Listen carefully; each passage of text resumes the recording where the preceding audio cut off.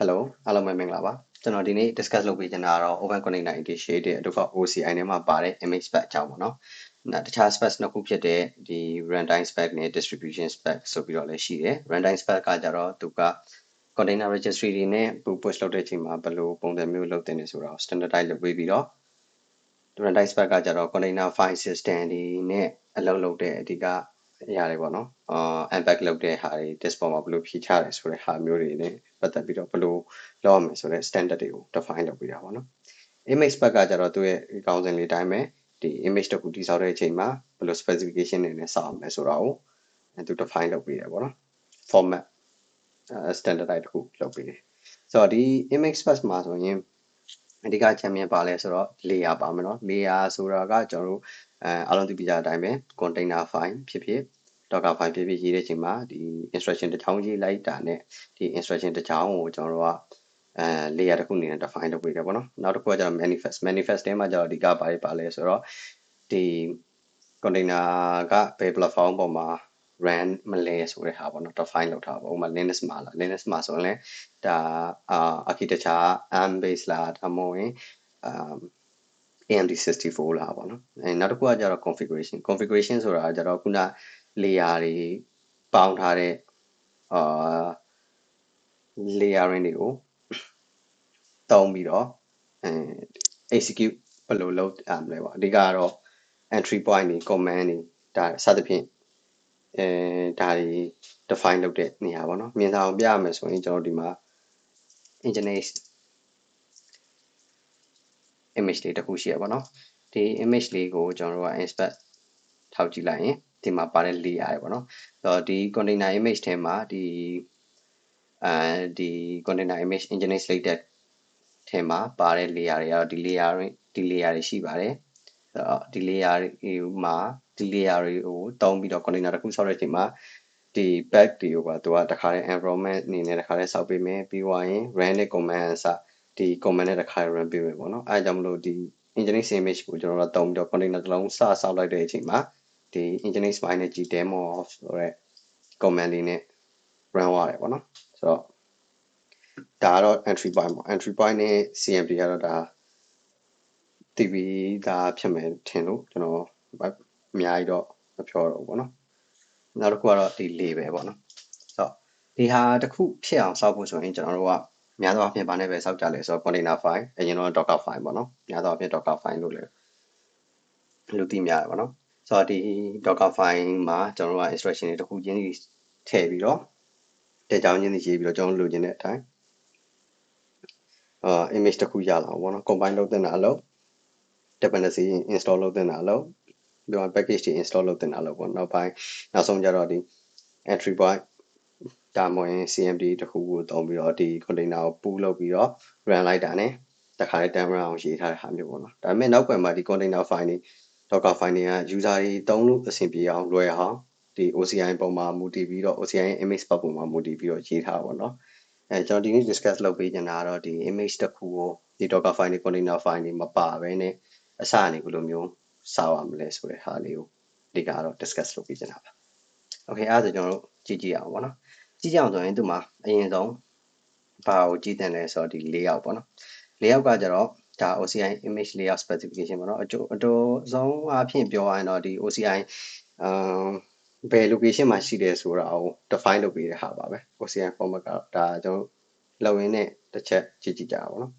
အဓိကသူအရေးပါတဲ့ file တွေဒီ OCI layout ဆိုတဲ့ file လေးထဲမှာဒီ image layout version ကို define လုပ်ပေးတာပေါ့နော်ဒါမှ OCI compatible ဖြစ်တဲ့ command တွေ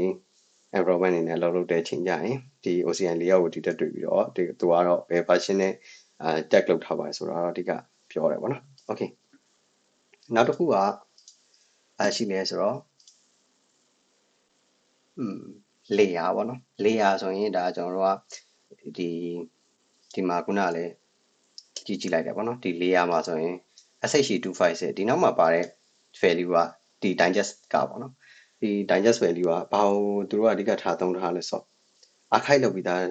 file ကိုမှ digest လုပ်တာပေါ့နော်ဆိုတော့ကျွန်တော်တို့ဟိုမှာအနေနဲ့ပြန်ပြီးတော့ကြည့်ရရင်ကျွန်တော်မှာ layer တစ်ခုရှိတယ် sorry ဒီ layer တစ်ခုရှိတယ် တော့ဒါမတော့ overview လေးတော့ဒီဒီ layer တစ်ခုကိုကျွန်တော်တို့ကဒီ layer တစ်ခုမှာဆိုရင်ဒါ Linux အနေနဲ့ကြည့်မယ်ဆိုရင်တော့ဟို hierarchy structure အနေနဲ့ဆိုရင်တော့ဒါ select root ပေါ့နော် root ပြီးမှပင်ပြီးတော့မှဒါ Java ပေါ့နော်ဒါမျိုးသွားတယ်ပေါ့ဒါပေမဲ့ block မှာကျတော့သူတို့က flex storage တစ်ပိုင်းဖြစ်အောင်လုပ်တယ်ပေါ့နော်ဆိုတော့ဒါကိုဒီ way ကို achieve ဖြစ်အောင်လို့container မှာကျ block storage time နဲ့တောင်းတယ်ပေါ့နော်ဒါဆိုရင်တော့ဒီ flat type ပုံစံမျိုး layer တစ်ခုချင်း layer by layer abstraction တွေထပ်ပြီးတော့ထည့်လို့ရတယ်ဆိုတော့ပုံစံမျိုးရအောင်လို့ဒါ layering လုပ်ပြီးတော့ container ရဲ့ image spec အနေနဲ့ define လုပ်ကြရပါတော့ okay ဒါဆိုရင်နောက်တစ်ခုကဘာရှိမလဲဆိုတော့ configuration ပေါ့နော် configuration တော့ပြီးတော့ကြည့်ကြည့်ရင်ဒီ configuration မှာကျွန်တော်ပါလဲဆိုတော့အဓိကတော့ image တစ်ခုစောက်လိုက်ရင်ဒီ port ကsorry ဒီ image က run လိုက်ရင်ဘယ် default အနေနဲ့ဘယ် port မှာ expose လုပ်ပါမယ်ဆိုတော့ define လုပ်ထားတာလေးရယ်နောက်က environment တွေထည့်ထားတာရယ် entry point ထည့်ထားတာရယ် cmd ထည့်ထားတာကျွန်တော်တို့ container file စောက်ရင်းနှီးပြီးသားအရာရယ်ပေါ့နော်အကောင်လုံးကိုဒီမှာသူက define လုပ်ပေးထားတာပေါ့နော် label တွေ root file system ပေါ့နော်ဒီကောင်လေးကတော့အရေးကြီးရပေါ့နော်ဘာလို့အရေးကြီးလဲဆိုတော့ကျွန်တော်တို့ဒီ layer တွေက layer တစ်ခုချင်းတွေကျွန်တော်တို့ကဒီ image စောက်တဲ့အချိန်ကျရင် archive format နဲ့တင်တဲ့အချိန်ညမှာarchive လုပ်လိုက် sorry compress အနေနဲ့တင်တယ်ပေါ့နော် compress အနေနဲ့တင်တဲ့အချိန်မှာcompress လုပ်ပြီးသား file ကိုdecompress လုပ်လိုက်တဲ့အချိန်မှာထွက်လာမယ်file ပဲဖြစ်ဖြစ် archive လုပ်ထားတဲ့ file ပဲဖြစ်ဖြစ်အဲ file ရဲ့ digest နဲ့ဒါတော့တိုက်ဆက်လို့ရအောင်ပေါ့သူရဲ့အတူကောင်းနေနဲ့diff id ဆိုပြီးတော့ပေးထားပါတော့အရှိကတော့ difference id ပေါ့ okay ဒီ configuration လေးရှိတယ်နောက်တစ်ခုကကျတော့ manifest ပေါ့နော် manifest ကိုကျတော့ခုနကသူကျွန်တော် overview ပုံလေးမှာကြည့်ခဲ့သလိုပဲဒီ image ဘယ် config ကိုခုနကကျွန်တော် define လုပ်ထားတဲ့ entry point တွေ cmd တွေရေးထားတဲ့config ပေါ့နော်ဒီ config ရဲ့digest value ကိုယူမယ်ပြီးရင် digest config တစ်ခုအလုပ်လုပ်ဖို့အတွက်သူတို့မှာပါမဲ့ layer တွေပေါ့နော်အဲ့ layer တွေဘယ် layer တွေပါမလဲဆိုတော့သူကတစ်ခါလေး define လုပ်ဒါကတော့ကျွန်တော်တို့ဒီနောက်ပိုင်းစောက်ကြည့်မှာပဲမြင်တာပေါ့နော်အစရင်ဒီ documentation ကိုတော့ဖတ်ရင်တော့အစာအရန်ဖတ်နိုင်တယ်ဆိုရင်တော့ဒါနားလဲလို့လွယ်တယ်ဒါပေမဲ့ဟိုမနှဲနားလဲအောင်ကြိုးစားပြီးတော့ဖတ်တဲ့ခါမျိုးတွေလည်းရှိနိုင်တယ်ပေါ့နော်သူကဘာလို့လဲဆိုတော့ကျွန်တော်တခြား tools တွေလိုမျိုးဒီ how to တွေ casted တွေနဲ့စထားတာမျိုးမဟုတ်ဘဲနဲ့သူစီမှာပါတဲ့ specification တွေတစ်ခုချင်းစီပဲဟာဘာကြောင့်ပါဆိုတာမျိုးပဲ description တွေရေးပြထားတာပေါ့နော်ဒါကြောင့်မလို့ဒီထဲမှာဆိုလည်းအစာဆုံးအနေနဲ့ဘယ်လိုစောက်တင်နေဆိုတာတော့မပြောထားဘူးဒါပေမဲ့component တစ်ခုချင်းစီရဲ့တိဆောက်ပုံ structure တွေတော့သူအသေးစိတ်ရေးပြထားရပါတော့ okay အဲဆိုကျွန်တော်တို့ဒီမှာတစ်ချက်ကြည့်အောင်ပေါ့နော်ကြည့်အောင်ဆိုရင်စခြင်းနဲ့ကြော directory တစ်ခုစောက်လိုက်မယ်ဒီ directory ထဲမှာကျွန်တော်ပါရေးမလဲဆိုတော့ဒီမှာကိုရှိလားကို okay ကိုမရှိဘူးဆိုတော့ကျွန်တော် co.dev ကိုတွားကြည့်မယ်co.dev ထဲမှာထောင်လို့ဆွဲမယ်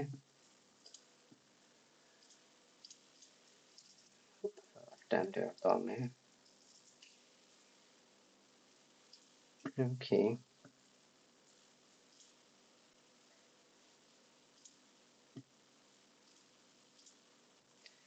ဆိုတော့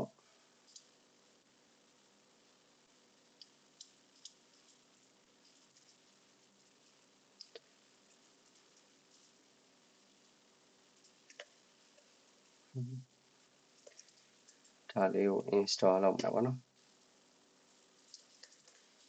မရှိသေးဘူးမရှိသေးတဲ့အချိန်မှာကျွန်တော်ဘာလုပ်မလဲဆိုတော့ bash ထည့်ပေးရမယ် bash rcm မှာ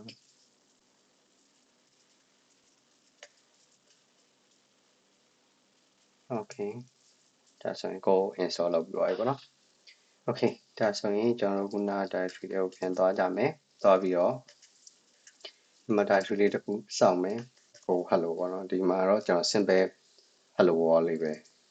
ရှိမယ်ပေါ့နော် main.co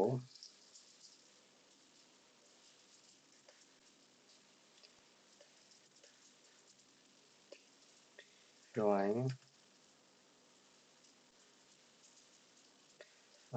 hello OCI image spec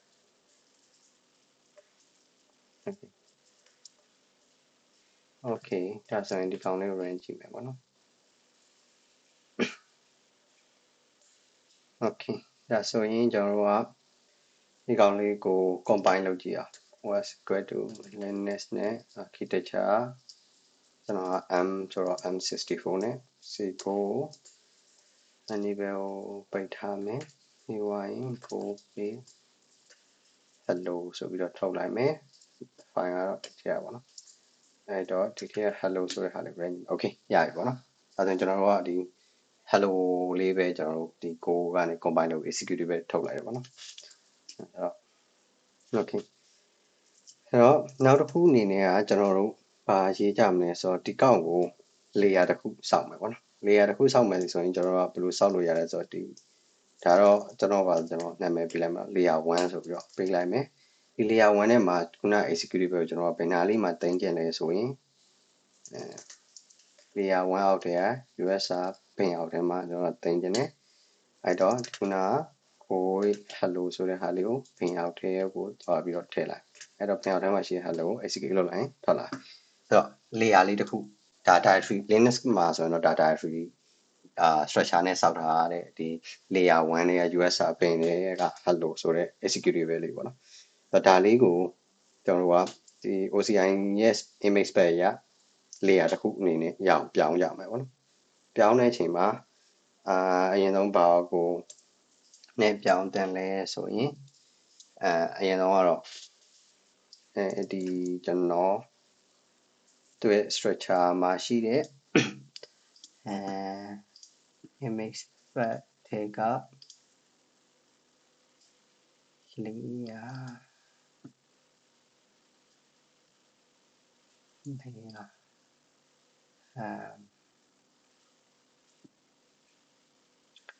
file system layer image layer creating so changes in the hotel content okay ဒီမှာပေါ့နော်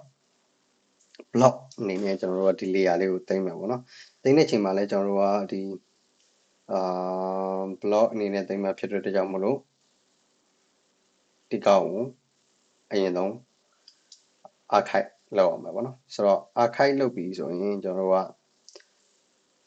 archive လုပ်အောင်မယ်ပြီးရင် plus compress လုပ်တယ်ပေါ့နော် gzip နဲ့ compress လုပ်ကြမယ်ဒီကောင်လေးကိုတစ်ချက် compress လုပ်ကြည့်အောင် compress လုပ်ကြည့်ဖို့အတွက် compress လုပ်ပြီး file သိမ်းဖို့ကိုကျွန်တော်နောက်ထပ် directory တစ်ခုစောင့်မယ် OCI image ဆိုပြီးတော့ directory တစ်ခုစောင့်မယ်အဲ့ထဲမှာခုနသူ့ရဲ့ directory လေးဖြစ်တဲ့ log sh256 ဒီကောင်လေးစောင့်ပါပေါ့နော် OPS log sh256 sorry ဒီလေးကြာလာokay ဒီထဲကိုမှာကျွန်တော်တို့ကarchive compress လောက်ထားတဲ့ archive ပေါ့နော်အဲ့ file လေးကိုဒီ layer 1 file လေးကိုတွားပြီးတော့တင်ကြမယ်ပေါ့နော် okay ဒါဆိုရင်ကျွန်တော်က czf တင်မဲ့နေရာ image block @256 ထဲမှာနာမည်က layer 1တော့.gz ဆိုပြီးတော့တင်မယ်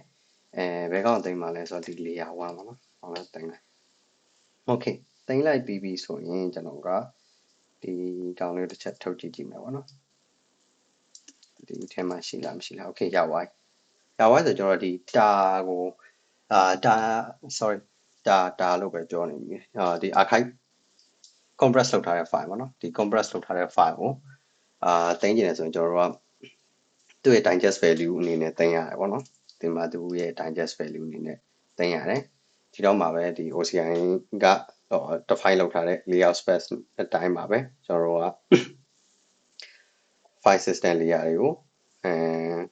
ဒီ block section မှာပါနဲ့တင်လို့ရလဲဆိုတဲ့နေရာမှာ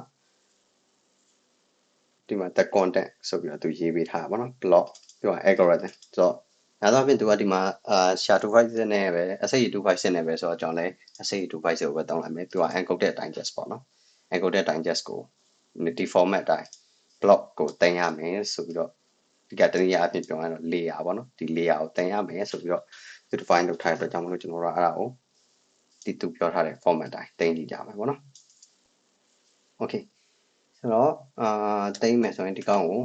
SHA-256 နဲ့ထုတ်မယ်ထုတ်ပြီးတော့ထောက်ကြည့်မယ်ပေါ့နော် okay ကျွန်တော်မေးကောင်မှာဆိုလို့ဒီလိုလေးထည့်ထားမယ်layer 1 compress digest ဆိုပြီးတော့ကျွန်တော် source လုပ်လိုက်မယ်ပြီးသွားရင် layer 1 compress digest ဒီကောင်လေးပေါ့နော်အဲ့တော့ဒီခုနတင်ထားတဲ့ format ရဆိုရင်ကျွန်တော် block ဒီက sh256 ဒါမဲ့ဒီ file name နေတော့မဟုတ်ဘူးเนาะ digest value ကို file name နေနဲ့သတ်မှတ်ပေးရမယ်ဆိုတော့ဒီကောင်လေးကိုကျွန်တော်တို့ကဘာပြောင်းမလဲဆိုတော့ခုနတော့ define လုပ်ထားတယ်ဟို CI image တွေက block share တွေက SHA-256 တွေကဒီကောင်လေးကို digest value လေးပြောင်းမယ် okay ဒါဆိုကျွန်တော်ကြည့်ကြည့်အောင်သူပြောထားတဲ့ format အတိုင်းရှာပါပြီပေါ့နော်ရပါပြီဆိုရင်ကျွန်တော်တို့ကဒီထက်မှာဘာတွေပါလဲဆိုတော့ကျွန်တော်တစ်ချက်ကြည့်ကြည့်အောင်ပေါ့နော်ဒါ minus df ဆိုပြီးတော့ sorry OCI okay ဒါဆိုရင်ဒါအစမှာတွေ့ခဲ့ရတဲ့အတိုင်းပဲlayout file session မဟုတ်ဘူးဒီအတိုင်းလေးပေါ့နော်ကျွန်တော်တို့တွေ့ရပြီဆိုတော့ဒီပုံစံမျိုးလေးကိုကျွန်တော်တို့ကဒီ block story ပုံစံမျိုး block story ပေါ့နော် block အနေနဲ့ကျွန်တော်တို့ကတွားပြီးတော့တင်ထားလိုက်တယ်အဲ့တော့ဒီကောင်ကိုပြန်ပြီးတော့ဒီ compress လုပ်ပြီးတော့ခိုင်လုပ်လိုက်မယ်ဆိုရင်ဒီနောက်ဆုံးမှဒီ executable file တွေရလာမှာပေါ့နော် okay ဒီကောင်ကိုကျွန်တော်တို့က layer တစ်ခုဒီ file ကိုတင်ပြီးသွားပြီ block story အနေနဲ့တင်ပြီးသွားပြီဆိုကျွန်တော်တို့ကဘာဆက်လုပ်ကြမလဲပေါ့နော်ဆက်လုပ်ကြမလဲဆိုရင်ကျွန်တော်တို့ကဒီအောက်ထဲမှာတက်ကြည့်ရင်ဒီမှာမရှိဘူးဆိုတော့configuration ပါပေါ့နော် configuration မှာဗာနေနဲ့ကြည့်လို့ရတယ်ဆိုတော့ layer ပေါ့နော် image file systems are composed of layer တဲ့ဆိုတော့ဒီကျွန်တော်တို့တင်လိုက်တဲ့ဒီ file system လေးကို block လေးပေါ့နော်ဒီကောင်လေးကို layer တစ်ခုအနေနဲ့မြင်နေပေါ့နော်ဆိုတော့မြင်နေဆိုတော့ဒီကောင် layer တစ်ခုအနေနဲ့မြင်အောင်လို့ကျွန်တော်တို့က add ပေးရမယ်ဆိုရင်ဒီမှာဘာရှိလဲဆိုတော့ configuration file ဒီ configuration file ထဲမှာဘာရှိလဲဆိုရင်ကျွန်တော်တစ်ချက်ကြည့်ကြအောင်ခုန export လုပ်ထားတဲ့အတိုင်းပဲဒီ entry point တွေ export port တွေရှိတယ်ဒီမှာအရေးကြီးဆုံးပါဆိုတော့ဒီ different id ပေါ့ def id def id ဆိုတာကြတော့ဒီမှာ okay ဒီမှာသူမပြောထားဘူးထားရင်ဒီထဲမှာရှိလောက်မလဲ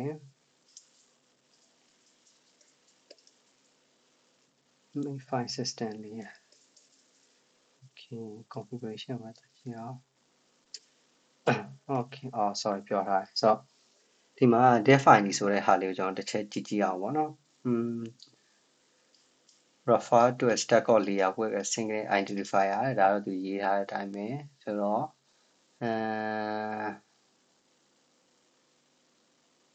okay change set explanation okay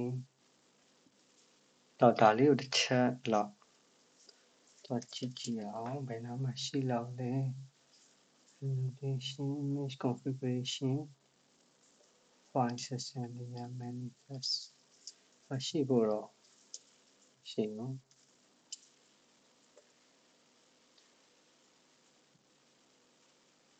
okay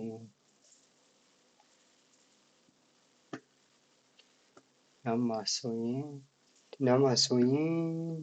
ဘာလေးရှိလဲဆိုတော့layer define ဒီ digest over the layer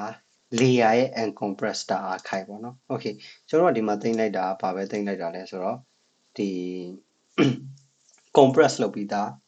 archive file ရဲ့ digest ကိုတင်လိုက်တာဒါပေမဲ့ configuration မှာကျတော့ကျွန်တော်ဘယ်လို define လုပ်ပေးရမလဲဆိုရင်သူဒီမှာလည်းပြောထားရပါတော့ဒီ specification ထဲမှာပြောထားလဲဆိုရင် file လေးဆိုပြီးတော့ကြည့်လိုက်ရင် require ပေါ့နော်ဆိုတော့လိုအပ်တယ်ဒါမဖြစ်မနေရေးပေးရမယ်အရာတွေဆိုရင်ဒီ root file system တွေ ဒီ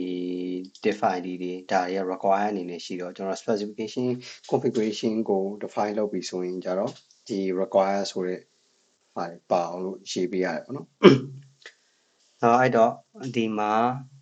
layer difference ID ပေါ့နော် diff ID ပေါ့တိုးပေါင်းအနေနဲ့ကတော့သူပြောထားတဲ့အတိုင်းဆိုရင်ပါလဲဆိုတော့ဒီ uncompressed star archive ရဲ့digest value ပေါ့နော်ကျွန်တော်တို့က compress လုပ်ထားတဲ့ကောင်ကို SA256 နဲ့ digest ထုတ် value ထုတ်ထားရဆိုရင်သူ့ရဲ့ uncompressed star version ကိုလည်းကျွန်တော်တို့က digest ထုတ်ပြီးတော့ configuration မှာ define လုပ်ပေးရမယ်ပေါ့နော် okay အဲ့ဒါဆိုကျွန်တော်ကြည့်အောင်ပေါ့နော်ဒါ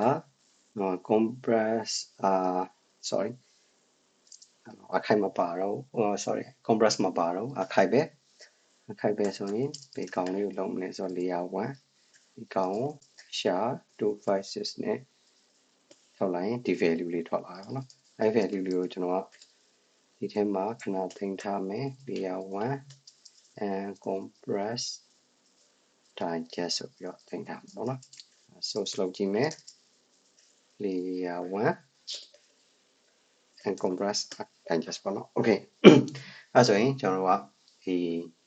ကျွန်တော်ရေးချင်တဲ့ configuration file မှာလိုအပ်တဲ့ဒါလေးကိုရပြီပေါ့နော်ကျန်တော့ကျွန်တော် copy ကူးလိုက်မယ် copy ကူးပြီးတော့ config.json ဆိုပြီးတော့ရေးလိုက်မယ်ပေါ့နော် okay ဒီထက်မှာဘာတွေပါမလဲဆိုတော့ created ဆိုပြီးတော့ပဲချင်းရတာဒီ config file ကို create လုပ်ထားလိုက်ပေါ့နော်နောက်တစ်ခုက author လို့ရေးထားတယ်ပေါ့နော်နောက်တစ်ခုက architecture ဘယ် architecture မှာ run မှာလဲOS က OS လေးပြီးသွားရင်ကျွန်တော်သက်ဆိုင်တဲ့ entry point လေးပေါ့နော်configure CMD လေး entry point လေးဒါကျွန်တော် container file မှာပါတယ်လို့မျိုးပဲပေါ့နော်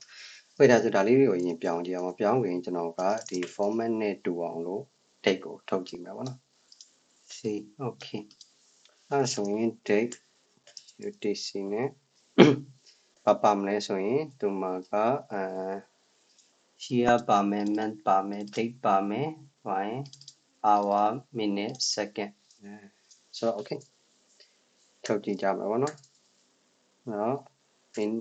month ပါမယ်ဟိုင်း date ပါမယ်ဟိုင်းဒီလာမသိဟုတ်တယ်ပြီးသွားရင်နောက်တစ်ခုက hour minute second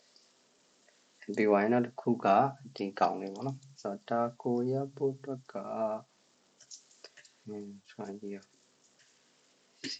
okay ထွက်လာအဲ့တော့ဒီကောင်က +444 okay ဆိုရင်ဒီကောင်ကိုတော့မပါနဲ့စောင်းC နဲ့စောင်းဟုတ် C နဲ့ပြောင်းမယ် +4444 လေးလုံးကို C နဲ့ပြောင်းလိုက် okay သူ format လေးတိုင်းရပြီဒီနေ့တိတ်နေပါတော့ဆိုရင်ကျွန်တော် config မှာအရင်ဆုံး search ချိန်မယ်တန်နေရာမှာတော့ကျွန်တော်နာမည်ပဲထည့်လိုက်မယ်ပေါ့နော်ပြီးသွားရင်ကျွန်တော် architectureဆိုတော့ M64 စောင့်မယ်OS ကတော့ Linux ပဲ okay user export ပေါ်တယ်မြူကျွန်တော် hello world လေးပဲဆို hello လေးပဲဆိုမလို့ဒါလေးဖြတ်မယ် cmd လည်းမလို့ဖြတ်မယ်okay label ကတော့နည်းနည်းကြည့်မယ်ပေါ့နော်ဆိုခုနကဒါလိုတာကအဲ့ file ဒါမှကျွန်တော်တို့က layer တစ်ခုပဲရှိတော့ IDDF ID မှာတစ်ခုပဲလုံးမယ်တော့တစ်ခုသာဖြတ်မယ်ပြီးတော့ဒါလေးကိုပါဖြတ်ထားလိုက်နောက်တစ်ခုက history ပေါ့နော် history ရဲ့ history ကဘာမှလဲဆိုတော့ကျွန်တော်တို့ဒီနောက်တွေ့ရမှာပေါ့နော်ဒီ content docker history ပဲဖြစ်ဖြစ်နောက် ctl history ပဲဖြစ်ဖြစ်ရိုက်လိုက်ပေါ်လာမယ့်ဟာလေးပေါ့အဲကျွန်တော် history ကအခုမှစဆောက်တာဆိုတော့တစ်ခုပဲထားမယ်ထားပြီးတော့ okay created ကဒီ time လေးပေါ့နော် okay ဒါဆိုရင်ဒီ time လေးကိုပြန်ယူမယ်ပြီးသွားရင်okay ဒါမဲ့ created by ဘယ်လိုစောက်ထားလဲဆိုတော့ကျွန်တော်ကို was ဒီ command လေးနဲ့စောက်ထားပါကျွန်တော်ဒါလေးပဲထည့်လိုက်တော့ config.json နဲ့မှာတောင်းလေးကိုထည့်လိုက်မယ်ပေါ့နော် okay အဲဆိုရင်ပြီးပြီလားဆိုတော့မပြီးသေးဘူးပေါ့နော်ဒီမှာ different value မှာကျွန်တော်တို့ကခုနဘာကိုတင်ထားဆိုတော့ compress လုပ်ထားတဲ့ digest နဲ့ uncompress လုပ်ထားတဲ့ digest နှစ်ခုတင်ထားပါတော့အဲ့တော့ uncompress လုပ်ထားတဲ့ digest ကိုသူ different အနေနဲ့ reference လုပ်လို့ရအောင်ကျွန်တော်ဒီနားလေးမှာထည့်လိုက်မယ် level စခွန်မှာထည့်မယ် okay ပြီးသွားရင်ဒီမှာဘာပြင်စရာကျန်သေးလဲဆိုတော့အိမ်မှာကျွန်တော်ရဲ့ executive က user pin ရဲ့ hello ရှိမှာရှိတယ် okay ဆိုရင်ဒီဟာလေးတော့ပြင်သွားပြီနောက်ဘာလိုတာလဲဆိုတော့ label ပေါ့နော်ဒီ labels ကတော့ကျွန်တော်တို့ဘယ်လိုကြည့်ရမလဲဆိုရင်ဒီမှာရှိလားဒီမှာမရှိဘူးမရှိရင် back ပြန်သွားမယ်သွားပြီးရင်ဒီကောင်ကိုယူမယ်ဒီကောင်ယူမယ်ယူပြီးရင်ဘာမှရှိမလဲဆိုတော့ annotation မှာသူက back compatibility with label schema ဆိုတော့ label schema နဲ့ရအောင်လို့လုပ်ပေးထားတဲ့ဟာလေးရှိပါတော့ဆိုတော့ဒီကောင်လေးကိုတစ်ချက်တောင်းကြည့်ကြမှာပေါ့နော်ဆိုတော့ဒီမှာလဲသူပြထားတဲ့အတိုင်းဒါကတော့ဒီ predefined annotation keys တွေပေါ့နော်ဒါ predefined လုပ်ပေးထားတဲ့ key တွေရှိတယ်ဒါတွေလည်းသုံးလို့ရတယ်ဒါမှမဟုတ်ရင် label နဲ့ backward ရအောင်လို့လုပ်ပေးထားတာရှိတယ်ပေါ့နော် label schema ဆိုတော့ဒီကောင်ကဘာလို့လဲဆိုတော့ဘာလို့ backward compatibility ရအောင်လုပ်ထားဆိုတော့နောက်ပိုင်းကျတော့ဒီ label schema ကဟိုကဖြောက် deprecated ဖြောက်သွားပြီပေါ့နော်ဥပမာအရင်တော့ဆိုကျွန်တော်တို့ docker cmd head ဒါမျိုးတွေဒီမှာ version တွေပေါ့နော် version တွေဒါမျိုးတွေဒါမျိုးလေး label schema လေး define လုပ်ပြီးတော့တောင်းကြတာပေါ့နော်။နောက်ပိုင်းဒီ archive ဖြောက်သွားပြီဆိုတဲ့အချိန်မှာသူတို့ကပါပဲဟိုပဲ enforce လုပ်ကြလဲဆိုတော့ဒီ annotation ပေါ့နော် okay ဒီကောင်လေးကိုဒီကောင်က preface ပေါ့နော်။ကောင်က preface ဒီကောင်ကိုတောင်းပြီးတော့ရေးရမှာပေါ့နော်။အဲ့တော့ဒီကောင်လေးမှာဘာရေးမလဲဆိုတော့ဒီကောင်ရဲ့ဘာရေးမလဲဆိုတော့ okay okay ဒါလေးထည့်ကြည့်လိုက်မယ်ဟုတ်တာထိရေးမယ်ပြီးသွားရင်ကျွန်တော်နာမည်ပဲရေးလိုက်မယ်နောက်တစ်ခုကဘာရှိမလဲဆိုတော့ဒီကောင်လေးကိုပြင် preface ကိုပြင်မယ် preface တဲကမှာ title ပေါ့နော် title လေးမှာကျွန်တော်ဘာရေးမလဲဆိုတော့simple hello program ဆိုပြီးတော့ရေးလိုက်မယ်နောက်တစ်ခုပါထပ်ထည့်ကြည့်ကြံ description ပေါ့နော် description ထည့်မယ်ဒီ description မှာကကျွန်တော်ဘာရေးမလဲဆိုတော့ဒီ config file ရဲ့ description အနေနဲ့ကျွန်တော်ရေးလိုက်ကျွန်တော်configuration creation for layer 1ဒါမျိုးလေးကျွန်တော်ရေးလိုက်ပါတော့ရေးပြီးတော့ကျွန်တော်ဒါလေးကို save ပြီးတော့ okay ဒီမှာနေပြီပေါ့နော်နေပြဿနာပေါ့နော် okay ဆိုတော့ဒါလေးကိုစစ်ကြည့်မယ်JSON format ဖြတ်လာကြည့်ကြည့် okay ဒါလေးကို install လုပ်မယ်ကြည့်ကြည့်နဲ့ install လုပ်မယ် intro apt can update can install ကြည့်ကြည့်မယ် okay ဒါလေးကို install လုပ်မယ်လုပ်ပြီးတော့ခုနကြည့်ကြည့်လေးနဲ့စစ်ကြည့်မယ် okay format ကြားတယ်အဲ့ဒါဆို format ကြားရင်အဆင်ပြေတယ်အဆင်ပြေဆိုရင်သူ့ကိုကျွန်တော်တို့ဘယ်လေးထည့်မလဲဆိုတော့ခုနကကျွန်တော်တို့ OCI ရဲ့ blog ရဲ့ ရှာsh256 ကိုကျွန်တော်ထည့်မယ်ပေါ့နော်ဒီ config file ထည့်မယ်ဆိုရင်ဒီ file တိုင်းထည့်လို့မရဘူးပေါ့နော် digest လုပ်အောင်ဆိုတော့ digest လုပ်မယ်ဆိုရင်ကျွန်တော်တို့ကဒါsha256 config.json ဆိုပြီးတော့ထောက်လိုက်မယ်ဒီ value လေးရလာပြီပေါ့နော် value လေးရလာရင်ကျွန်တော်ဒီကောင်ကိုရေးပြီးတော့မှခဏမှတ်ထားမယ်လိုလေးမှတ်ထားမလဲဆိုတော့ config 1 digest okay ဆိုပြီးတော့လုပ်လိုက်မယ်အဲ့တော့ဒီ config.json ကို OCI နဲ့ blog တဲ့ sha256 တွေကို config 1 digest ဆိုပြီးတော့ထည့်လိုက် okay အဲ့ဒါ list တော့ရလာပြီပေါ့နော် okay ဒါဆိုရင်ကျွန်တော်တို့ကဒီခုနကပထမ define ပထမဒီ OCI ထဲမှာထည့်လိုက်တာပထမ layer တစ်ခုကsorry ဒီပထမ layer တစ်ခုကဒါ compress လုပ်ထားတယ်ကျွန်တော် executable archive compress လုပ်ထားတယ် executable digest ဒီနောက်တစ်ခုကကျတော့ config ရဲ့digest value အနေနဲ့ထည့်မှာ config ပေါ့နော်ပထမတစ်ခုကတော့ဒါcompress archive လုပ်ထားတဲ့ executable path ရဲ့ digest ပေါ့နော်ဒီ config တွေဒီ config တွေမှာပါသွားလဲဆိုတော့ဒီပထမလောက်ထားတဲ့archive compress ရဲ့ version ဖြစ်တဲ့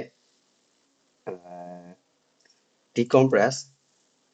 archive version ရဲ့ digest လေးကိုကျွန်တော်ရေးပြရပေါ့နော်အဲ့တော့ဒီတော့မှဒီ configuration ကသူထက်မှာပါမယ်layer နှစ်ခုချင်းစီရဲ့ difference ကိုပြန်ပြီးတော့သိမှာပေါ့နော်ဒါဒီတော့မှဒီလို define လုပ်ပြီးတော့မှ container runtime ကနေဒီ image ကိုextract လုပ်ချလိုက်တဲ့အချိန်မှာဒီထွက်လာမဲ့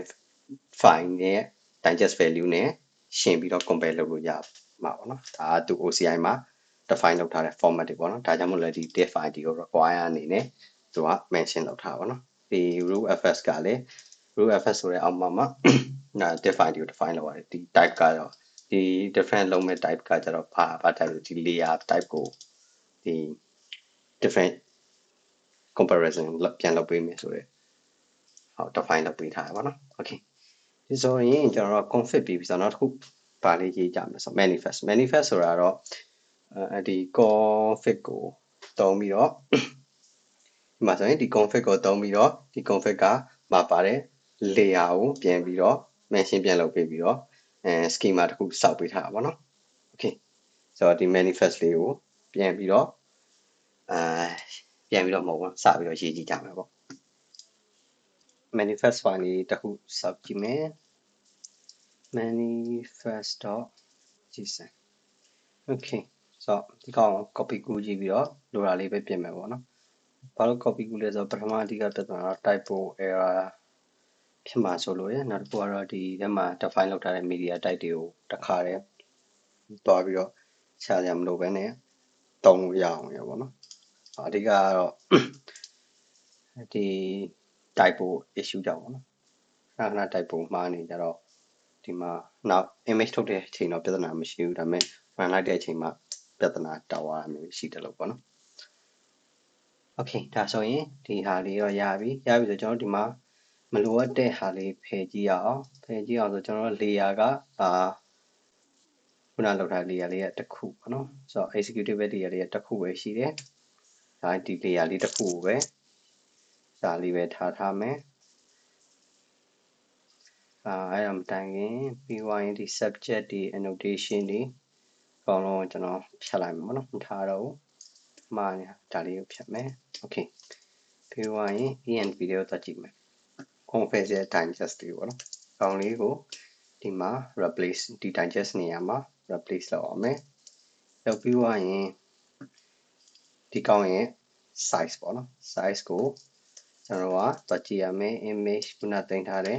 256တွေကဒီ value ကို size က770ပေါ့နော်ကောင်းလေးကိုဒီနားမှာ replace လုပ်အောင်ပြီးသွားရင်ဒီ config file အဓိက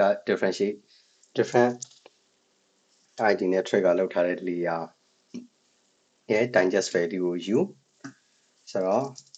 ခုန layer 1 compress လောက်ထားတဲ့ဟာပေါ့နော်ဒီကောင်ဒီ value လေးကိုယူအဓိကဒီမှာမရောစေချင်တာကဘာလဲဆိုတော့ config file ထဲမှာရေးထားတာကြတော့အဲ့ layer ရဲ့ decompress လုပ်ထားတဲ့ digest ပေါ့နော်ဆိုတော့ဒါ manifest ထဲမှာရေးရကြတော့ဒီ compress လုပ်ပြီးသား digest ပေါ့နော်ဆိုတော့အဲ့ဒါလေးကိုကျွန်တော်ရှင်းသွားအောင်လို့ပြီးရင်ဒီမှာဒါလေးအရင်ဆုံး modify လုပ်လိုက်ပါနော် modify လုပ်ပြီးတော့မှပဲကောင်းလေးကိုတစ်ချက်ကြည့်တာပေါ့နော် height level အနေနဲ့ okay size ကဒီလောက်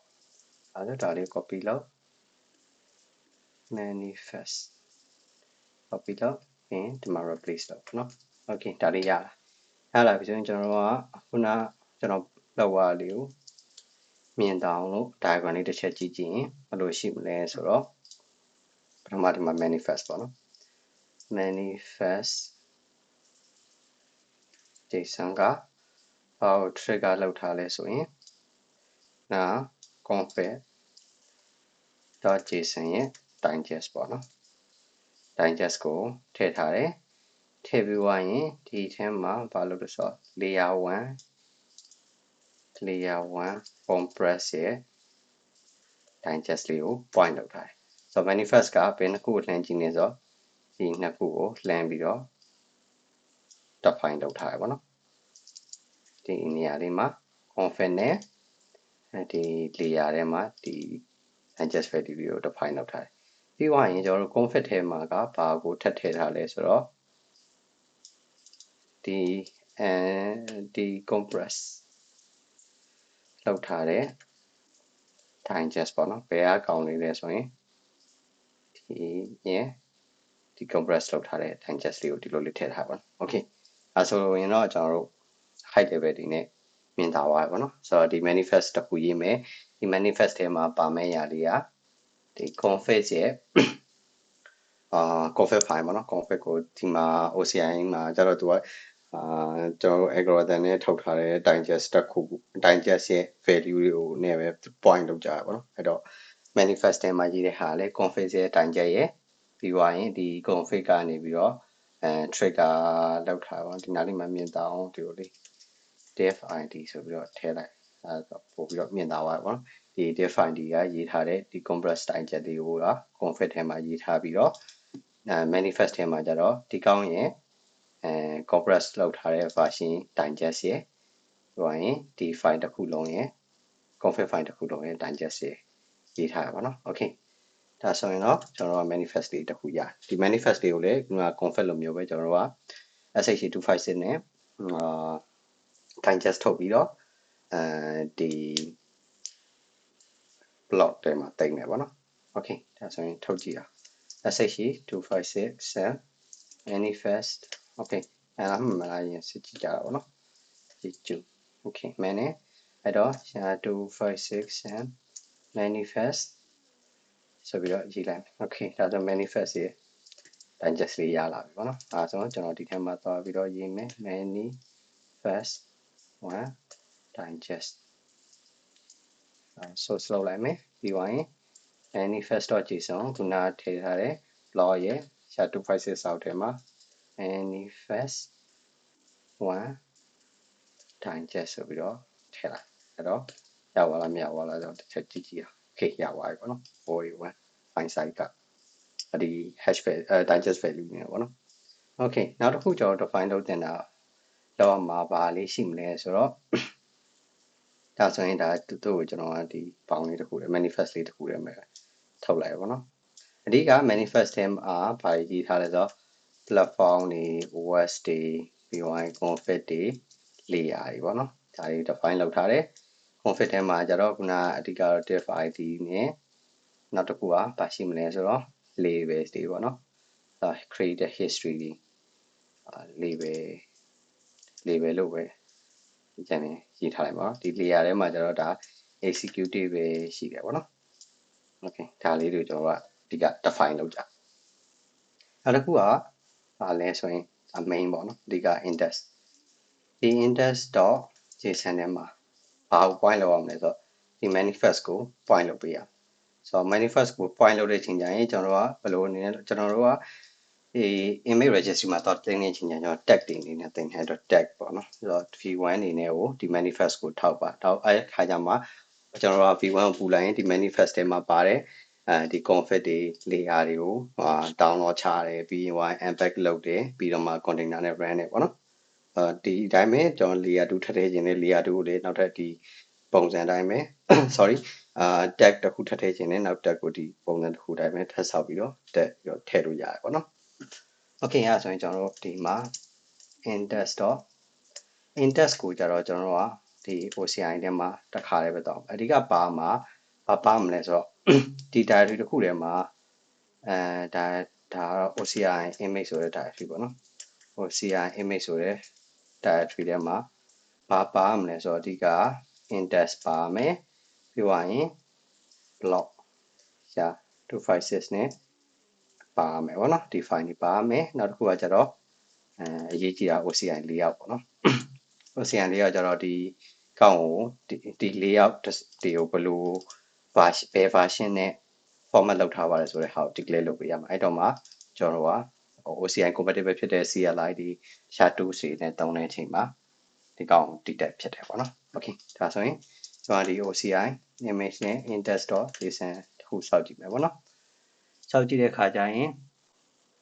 ဘယ်မှာစောင့်လဲဆိုတဲ့ဟာကဒီ index ပေါ့နော်ဆိုတော့ index စောင့်မယ်ဆိုရင်ထုံးစံတိုင်းပဲဒီမှာ example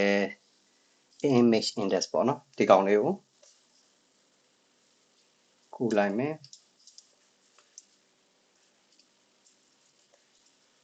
ခုပါရင်ဒီမှာကြောက်ပါရှိရမယ်ဆိုသူ့ manifest ပေါ့နော်ခုနကကျွန်တော်စောက်လိုက်တဲ့ manifest ဒီကောင်ရှိတယ်အဲ့ကောင်ရဲ့ size okay sorry let's find f41 okay ဒီ digest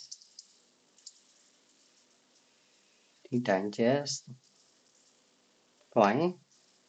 architecture က ARM64 Linux ပဲဒီကောင်ကိုဖြတ်လိုက်မယ်ဒီကောင်လည်းဖြတ်မယ် okay annotation မှာဖြတ်မယ် okay ပြီးသွားရင် ARM64 ပြီးသွားရင် size က481ဆိုပြီးတော့ဆောက်လိုက်မယ် okay ပြီးသွားရင်ကျွန်တော်ဘာကို define လုပ်ပြီးလဲဆိုတော့ဒီ manifest ဒီတစ်ခုကိုသုံးလိုက်ရင်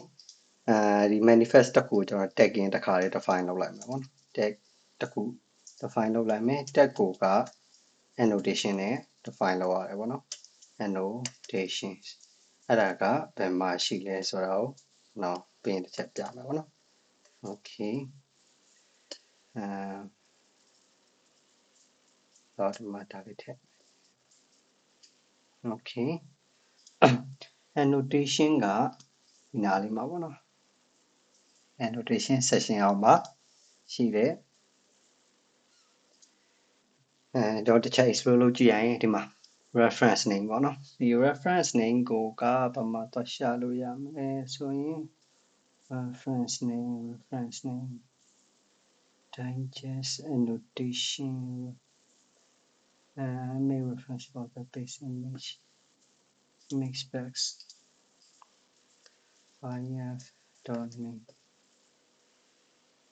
name of the reference of a target string ဆိုတော့ဒါပေါ့နော်ဆိုတော့ဒီကောင်လေးကိုတွားပြီးတော့ရှာရေးရမယ် preface ကတော့ဒီကောင်ပေါ့နော် preface ကိုကျွန်တော်ကဒီမှာ define လုပ်မယ် .if.name right tag ကိုကျွန်တော် v1 လို့ပဲပေးလိုက် okay ဒါဆိုရင်ကျွန်တော်ကဒီ OCI format တိုင်းစောက်ထားတဲ့ structure တစ်ခု layout တစ်ခုရလာပြီပေါ့နော်ဒီထဲမှာပါမလဲဆိုတော့နောက်ဆုံးကတော့ဘာပဲလုပ်ရမလဲဆိုတော့ hello ဆိုတဲ့ executable ပဲအလုပ်လုပ်အောင်ပေါ့နော်ဒါပေမဲ့ container image မသုံးဘဲနဲ့ scratch ကနေပြီးတော့စကြည့်တာပေါ့နော် okay ဒါဆိုရင်ကျွန်တော်တို့ဒါလေးကိုပြန်ထွက်လိုက်မယ်နောက်ရင်မှန်စစ်ကြည့်မယ် okay မှန်တယ်အဲ့ဒါဆိုရင်ကျွန်တော်တို့ဒီကောက်အောင်တော့ရလာပြီပေါ့နော်ရလာပြီregistry ကိုဘယ်လိုပေါ် image အနေနဲ့ဘယ်လိုတင်ကြမလဲအဲ့အတွက်ကကျွန်တော်လိုအပ်တဲ့ tools လေးက Aures ပေါ့နော် Aures ဆိုတာတော့ဒီသူ့ရဲ့ရှေ့ကောက်ကဘာလဲဆိုတော့OCI သူ့ရဲ့ရှေ့ကောက်ကဘာလဲ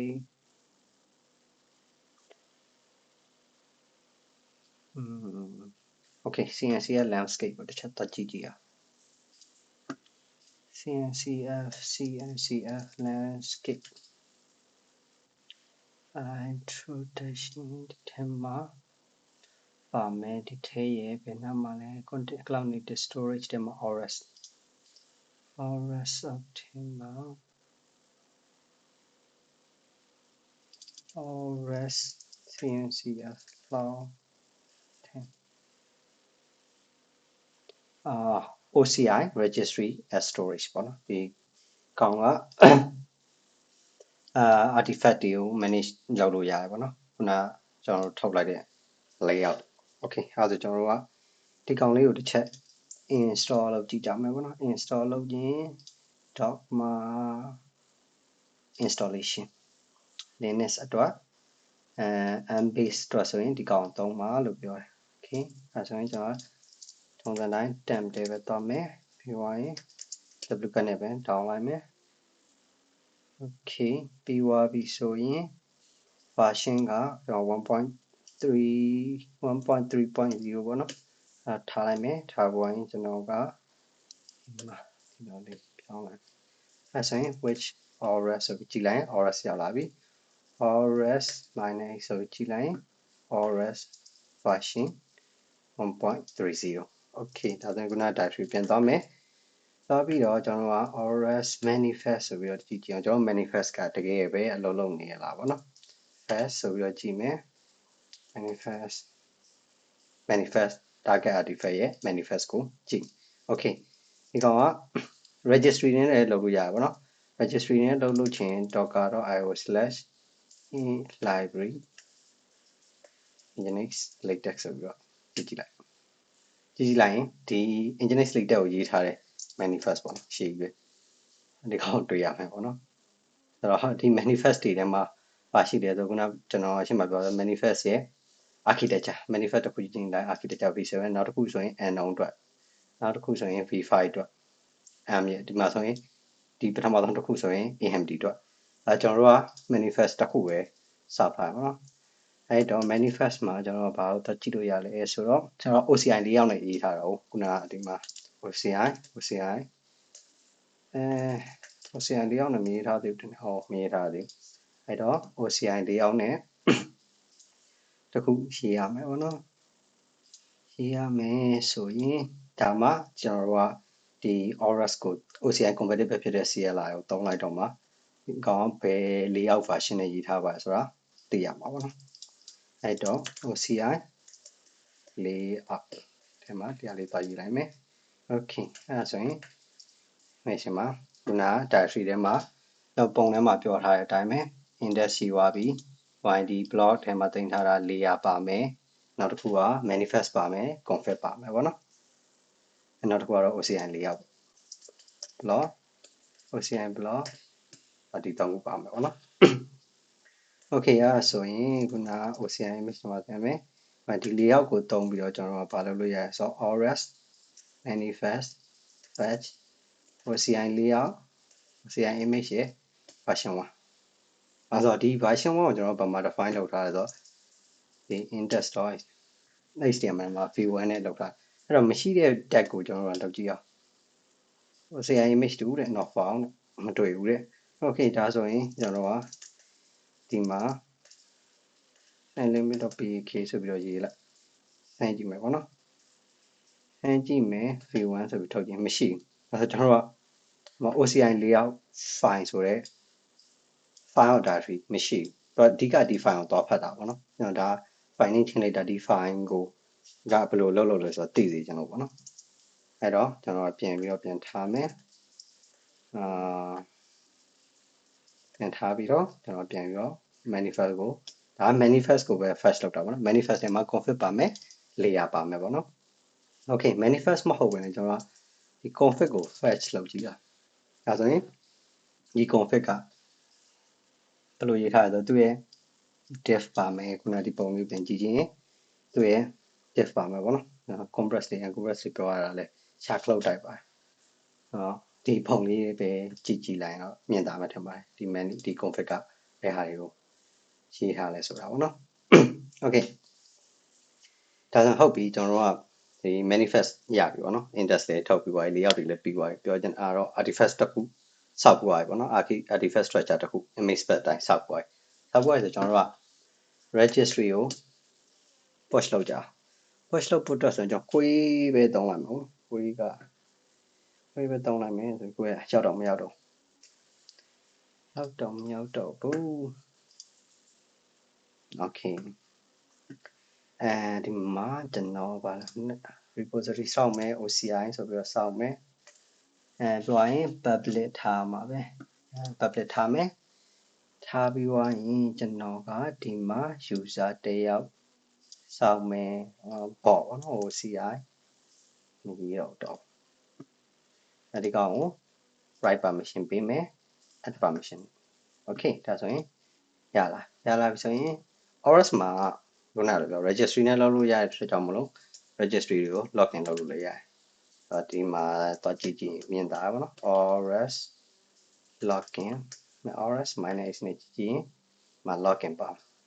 login to remote registry okay online မှာဒါတော့အတူတူပဲ okay ဒါဆို login ဖြစ်သွားပြီ login ဖြစ်သွားရင်ခုနကကျွန်တော်စောက်ထားတဲ့ repo ပေါ့နော်ဒီ repo ကိုကျွန်တော် artifact ကို image အနေနဲ့ tag တွဲပြီးတော့ push လိုက်မယ်ပေါ့နော် push လိုက်မယ်ဆိုရင်ဒီမှာဘာလေးရှိလဲဆိုတော့ RSCP ပေါ့နော် copy artifacts from one target to another တော့ကျွန်တော်ရဲ့ target က local artifact file directory ပေါ့နော်အဲ့ကနေပြီးတော့မှ image registry ကို push အဲ့တော့ RSCP ကိုကြည့်မယ်ဒီမှာကOCI 4ယောက်မှာကျွန်တော်တို့ရဲ့ directory ကဒီမှာ local host ကိုမပို့ဘူးကျွန်တော်က query ကိုပို့ဒီ format လေးတိုင်းပေါ့နော်ဒါလေး copy ယူလိုက်မယ်ကျွန်တော်တို့ push map file က OCI image v1 push map ဟာက query io/mk/oci v1 okay ဒါတော့ push နေပြီပေါ့နော် okay ဒါဆိုရင်ရောက်သွားကြည့်အောင် refresh ဒီမှာတော့ရောက်သွားရင်ကြည့်မယ်တစ်ချက် manifest not found okay ဒါဆိုရင်တော့တစ်ခုခုမှားနေပြီပေါ့နော် manifest.json ကျွန်တော်စိတ်ထင် OCI index manifest ကိုကျွန်တော်ပေးထားတာက env okay မှန်တယ် unless OCI blog shut256 မှန်တယ် 481 မှန်တယ် manifest not found ဆိုတဲ့ပြဿနာကဘာမှတက်တာလဲဆိုတော့ OCI index.json ချက်ကြည့်အောင်ပေါ့နော် manifest digest manifest ရေးတယ် ARM64 Linux annotation ရေးကြည့်တယ်ပေါ့နော် okay ဒါဆိုတစ်ချက်ကြည့်အောင် v1 manifest q တစ်ခုပဲနည်းနည်းလေး troubleshoot လုပ်ကြည့်အောင် config ထဲမှာဆိုရင်ရေးထားတဲ့ config တွေပါတယ်ပြီးသွားရင်ဒါပါမယ်နောက်တစ်ခုကဒီကတော့ထား manifest ပြီးသွားရင် get.env config digest p2 မှန်တယ် okay ဆိုတော့ cp ဆိုပြီးတော့ကူလိုက်တဲ့အချိန်မှာပါသွားလဲ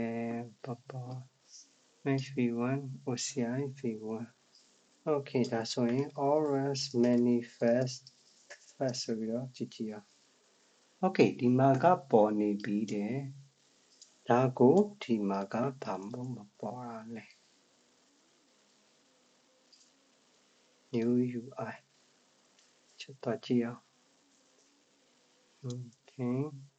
OCI tag manifest detail hotel make request ထိုးတော့ထူကြရအောင်ဒီမှာကပေါ်လာပြီးတော့ ors နဲ့ထုတ်ကြည့်ရင်ပေါ်လာပြီးတော့ဒီမှာကမပေါ်လာ okay ဆိုတော့ get manifest index.json okay ဒါလေးတစ်ချက်ကြည့်ရအောင်ကျွန်တော်ထပ်ပြီးတော့ push ကြည့်ရအောင် cp layer 1 query io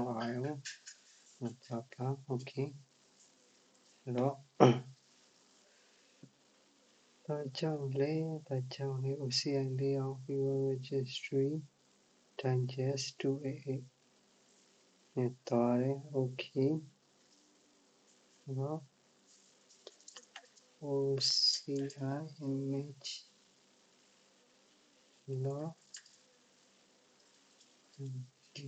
get OCI index.json ဒီမှာဆိုရင်တော့ပြဿနာထွေထူးမရှိဘူး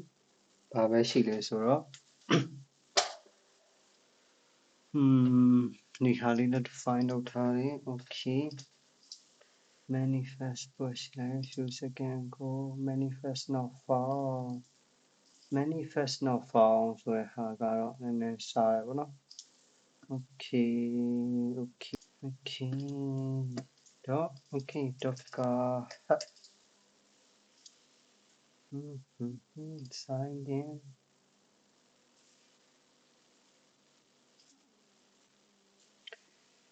dot docker လေးတစ်ခါသုံးကြည့်ရအောင် create repo name OCI let create dot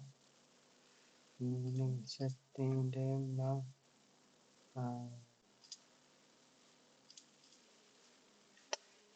ors login docker io okay so okay so docker web post here .io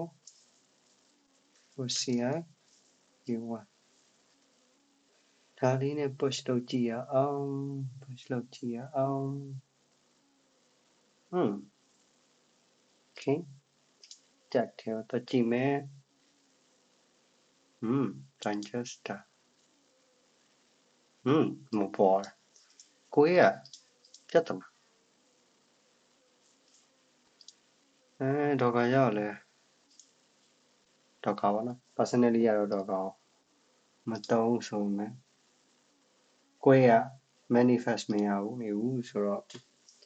မနေ့ပြောရင်ပထမတစ်ခေါက်ကျွန်တော် try တော့ရသေးတယ်ဆိုတာကဒီမှာပေါ့နော်repository မှာဒီကောင်လေးကျွန်တော် try ထားတဲ့ချိန်မှာတော့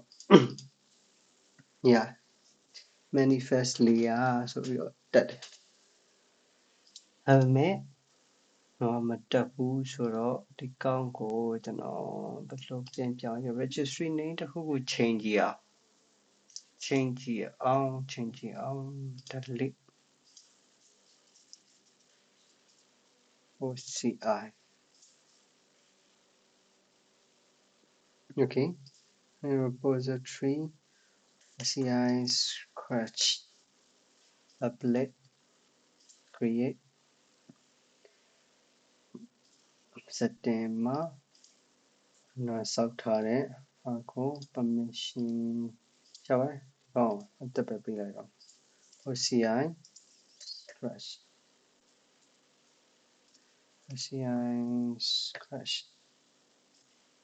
ပြီးသွားရင် write permission ပေးမယ် permission login ors logout query.io နဲ့ logout ပြန်ထွက်မယ်ပြီးသွားရင် ors login နဲ့ဝင်မယ်ပြီးသွားရင်ခုနအတိုင်းပဲ push မယ် query.io/mk ဆို OCI scratch CR86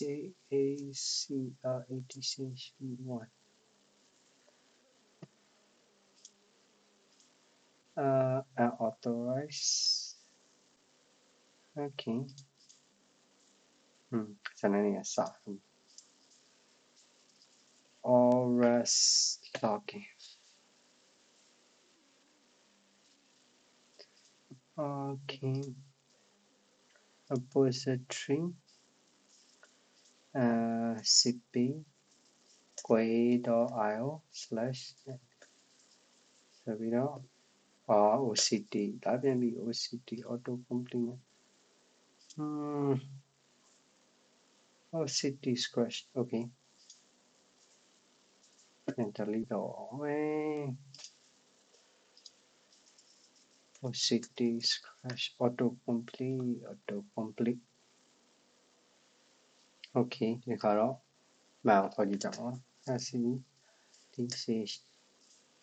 OCI scratch public create OCI scratch မှန်ပြီuser page ကြည့်မယ်box တစ်ခုနဲ့ OCI scratch ကိုဒီလိုလေးပဲထားပြောင်းတယ်နော် okay right permission okay ဟိုင်းဒီကောင်နဲ့ login ဝင်ကြည့်မယ်log out ဟိုင်း ors login နဲ့ဝင်မယ် okay ပြီးသွားရင်တစ်ချက် push ကြည့်မယ် OCI CIDC scratch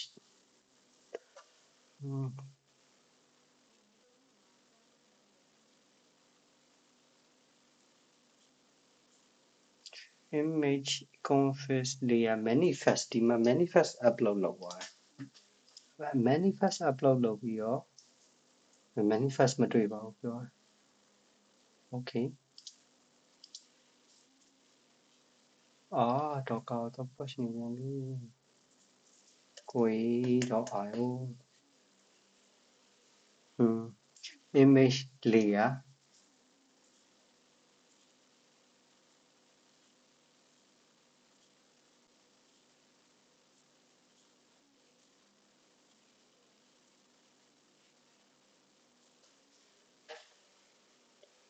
image layer ရဲ့ config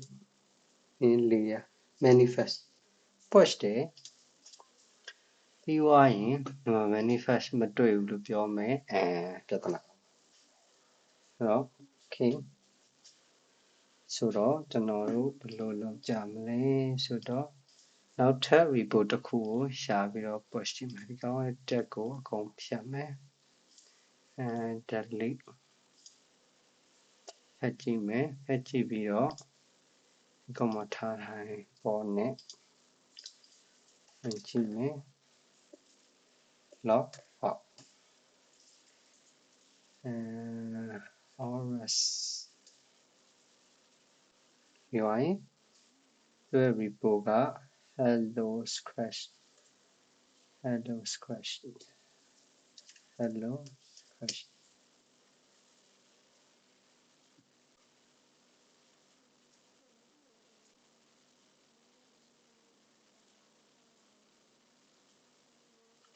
okay registry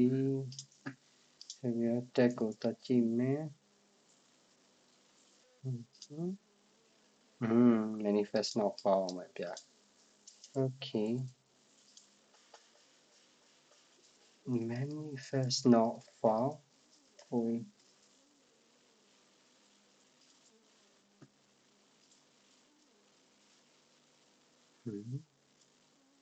တောင်းပြန်ပြီ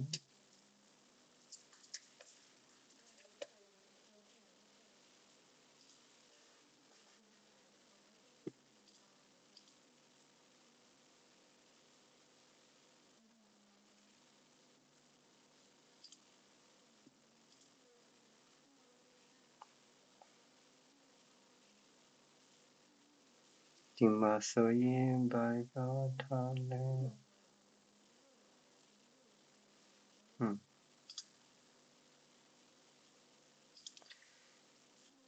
တက်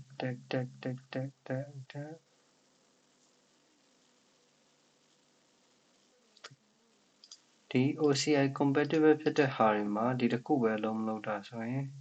ဒီပြဿနာဒီမှာတော့ရှိမှာပေါ့image layer တွေမှာ tag manifest ဝင်သွားလဲဒီကောင်နဲ့ပဲ manifest ဒီကောင်နဲ့ပဲဝင်သွားပဲ manifest တိုင်ကြတယ်ဒီကောင်ပဲဆိုတော့ပြဿနာကိုရေးမှာပေါ့နော်တော့ကိုဘယ်လို soft lock ကောင်းမလဲဘယ်လို soft lock ကောင်းမလဲ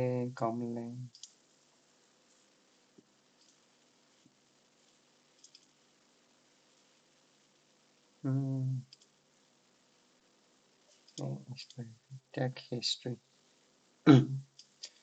tag was created pointed to ဆိုပြီးတော့ပါတယ်နောက်ကလည်းပါတယ်ဘေးမှာဆိုလဲ send base setting နဲ့မှာဆိုလဲ information tag v1 and enable to make request အဲ့ဒါဆိုရင်ဒီinspect element okay Chrome မှာတော့ကြည့်ကြည့်ရ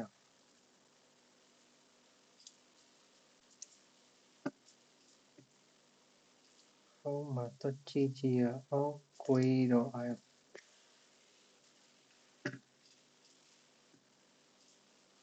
ဆိုင်က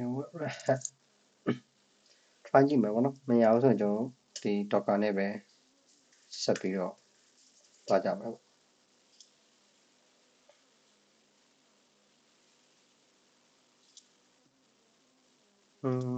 using scratch inspect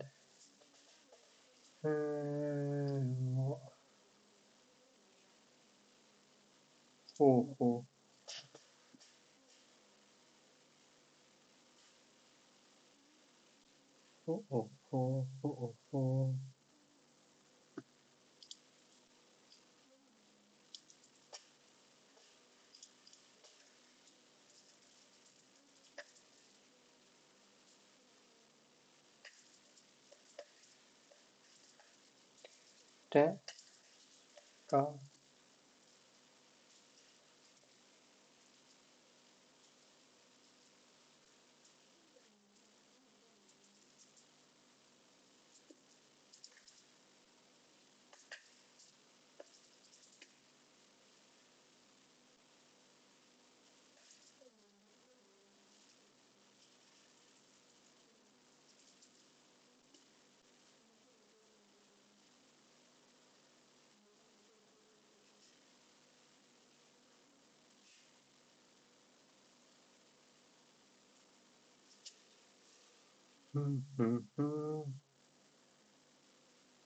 immediate connection now is unreachable okay ဆိုရင်သူ့ရဲ့ network တွေကဘာဖြစ်နေတာလဲမဖြစ်နေတာလဲ client reset ကလေး okay ဟုတ်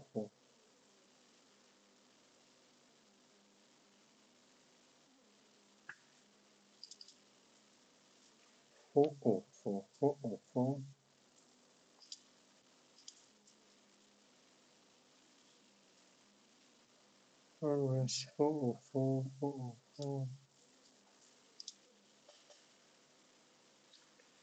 you doesn't please check the spelling and try again ဒါဆိုရင်တော့သူ့ရဲ့ server ကို upload လုပ်ပြီးတော့မတွေ့ရဟာမျိုးပေါ့နော်ထူးဆန်းဆိုတာ rs manifest fast ဆိုပြီးတော့ query.io/install/oci v1 ဆိုပြီးတော့ကြည့်ရင် okay rs okay then repository oci scratch ဆိုပြီးတော့ကြည့်ရင် manifest ရရှိပြီရောဒါ online ပဲ manifest ရှာဆိုသူ့ server ဘာဖြစ်တာတက်နေလဲမသိဘူးနော်ထူးဆန်းဘာမှမတွေ့ဘူးဒါဒီမှာဆိုရင်ကရှိပြီးသားဒီမှာလဲကျွန်တော် docker ကနေတွက်ကြည့်ရင်လဲ docker.io ဆိုပြီးတော့ကျွန်တော်ရဲ့ဒီမှာ mk ဆို oci v1 oci v1 ဒီမှာလည်းရှိနေတူပဲ okay အဲ့ဆိုရင်ကျွန်တော်တို့က docker မှာရှိတဲ့ကောင်လေးကိုပဲသုံးမှာပေါ့နော်ဆိုတော့ docker မှာရှိတဲ့ကောင်က ctrl-d name test ဆိုပြီးတော့ docker.io/mk ဆိုတော့ oci v1 chị ông chị ông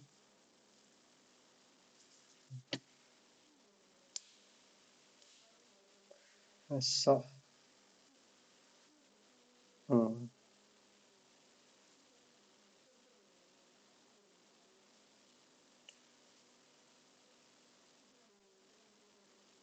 passing time feels you can okay နောက်တစ်ခုပြဿနာတစ်ခုတက်တယ်configuration အကောင်ထဲမှာဖြစ်မှာပေါ့နော်စနစ် created time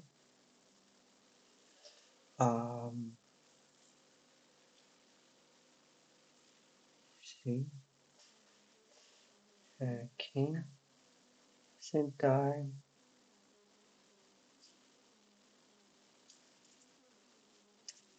CTF image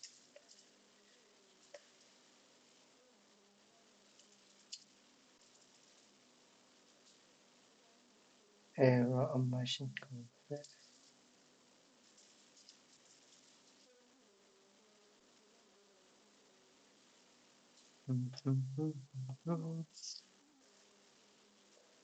present time configပြဿနာကဒီမှာဆိုတော့ format ကဒီကောင်ဖုတ်ကော်လိုက်ကျန်ခဲ့တာအဲ့ဒါမတက်နိုင်တော့ပြင်ရတော့မယ်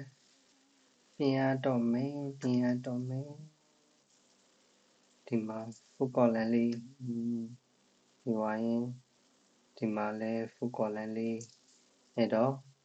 ထိလိုက်တာ config ကိုထိလိုက်တယ်ဆိုတော့ value ကလည်းပြောင်းပြီဆိုရင်ဒီ value ဖြောက်သွားပြီဆိုတော့ env ထဲမှာ env ကိုထပ်ကြည့် env ထဲမှာ config ရဲ့ value ကဒါဆိုတော့ OCI block SHA-256 မှာဒီကောင်ကိုတွားပြီးတော့ဖြတ်ဒါအနေများဆိုတော့ဒီလိုပဲတောင်းလိုက် config okay ဖြတ်ပြီးတော့ဒီကောင်ကို env ထဲမှာအစားထိုး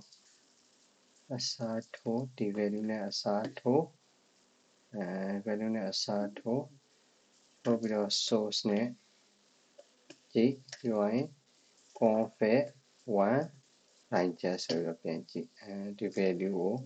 နောက်ပိုင်းမှာထပ်ပြီးတော့အစားထိုးရမလဲဆိုတော့ OCI block OCI image block SHA-256ဒီ value ကြည့် no such file directory okay ဆိုရင်ဒီ value ယူပြီးတော့ cp config OCI SHA-256ဒီကောင် copy ရ772ဖြောက်သွားအဲ့ value ကို manifest ထဲမှာထပ်ပြီးတော့ပြင် 772ပြန်ပြီးရင်ဒီက manifest ကိုယူ OCI block SHA-256ကောင်ဖြတ်ပြီးတော့အသေးရတဲ့256 manifest JSON ကိုmanifest JQ okay အဲ့တော့ SHA-256 manifest ယူဒီ update value ကိုcopy ကိုဒီလိုပဲပြလိုက်တော့မယ်ပြီးသွားရင် OCI image block SHA-256 ဆိုပြီးတော့ကြည့်ရင် okay ပြီးသွားတော့ဒီကောင်ရဲ့ size ကခုနကူလိုက်တဲ့ဟာ FTF ဒီကောင် 481အဲ့တော့အဲ့ဒါကို index.json ထဲမှာပြန်ပြီး digest နေရာမှာ481ပဲတူပဲဆိုတော့ data ကိုပြန်ကြည့်မယ်481 okay အဲ့ဆိုရင် cp query.io မ push ဘူး docker.io ပြန် OCI v1 ကိုထပ် push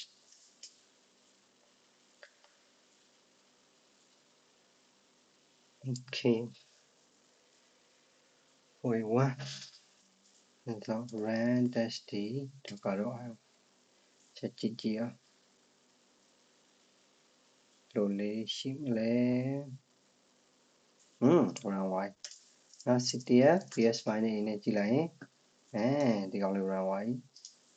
dash နောက် ctf log dash နဲ့ကြည့်လိုက်ရင်ကျွန်တော်ရဲ့ executable ထွက်လာ okay အဲ့ကြတော့ဒီ image ရဲ့ information ကျွန်တော် container CLI တွေနဲ့တစ်ချက်ကြည့်ကြည့်မယ်ပေါ့နော်ကြည့်ကြည့်မယ်ဆိုရင် inspect နဲ့ကြည့်ကြည့်လိုက်မယ် okay ကျွန်တော် define လုပ်ထားတာတွေdocker layer တွေအများကြီးထပ်ပြီးတော့ instruct လုပ်လိုက်တော့ပေါ့နော်ဟုတ်သူရဲ့ runtime ရပါတော့ basically ကတော့ဘာမှရှိတယ်ဘာမှမြင်ရလဲဆိုတော့ layer တွေမှလည်းအများကြီးတက်အောင်ပါပဲဆိုတော့ host name NAS ctf infinite နဲ့ကြည့်ကြည့်လိုက်ရင် size ကတော့နည်းတယ်ဒါပေမဲ့အတော်ရဟာတွေကတော့အများကြီးပဲ config 4ပဲထဲမှာပဲပါတယ်ကြည့်ကြည့်အောင်ကော CMD တွေရောဘာတွေရောဘာမှမပါအဲ့တော့နည်းနည်းလေးဝေးတော့ IO OCI slash ကိုပြန်ပုတ်ကြည့်အောင်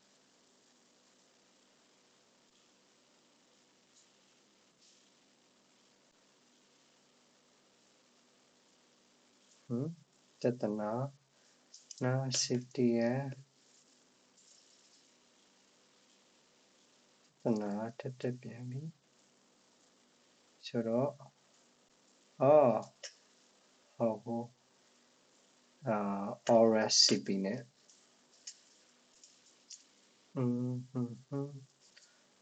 ORS CP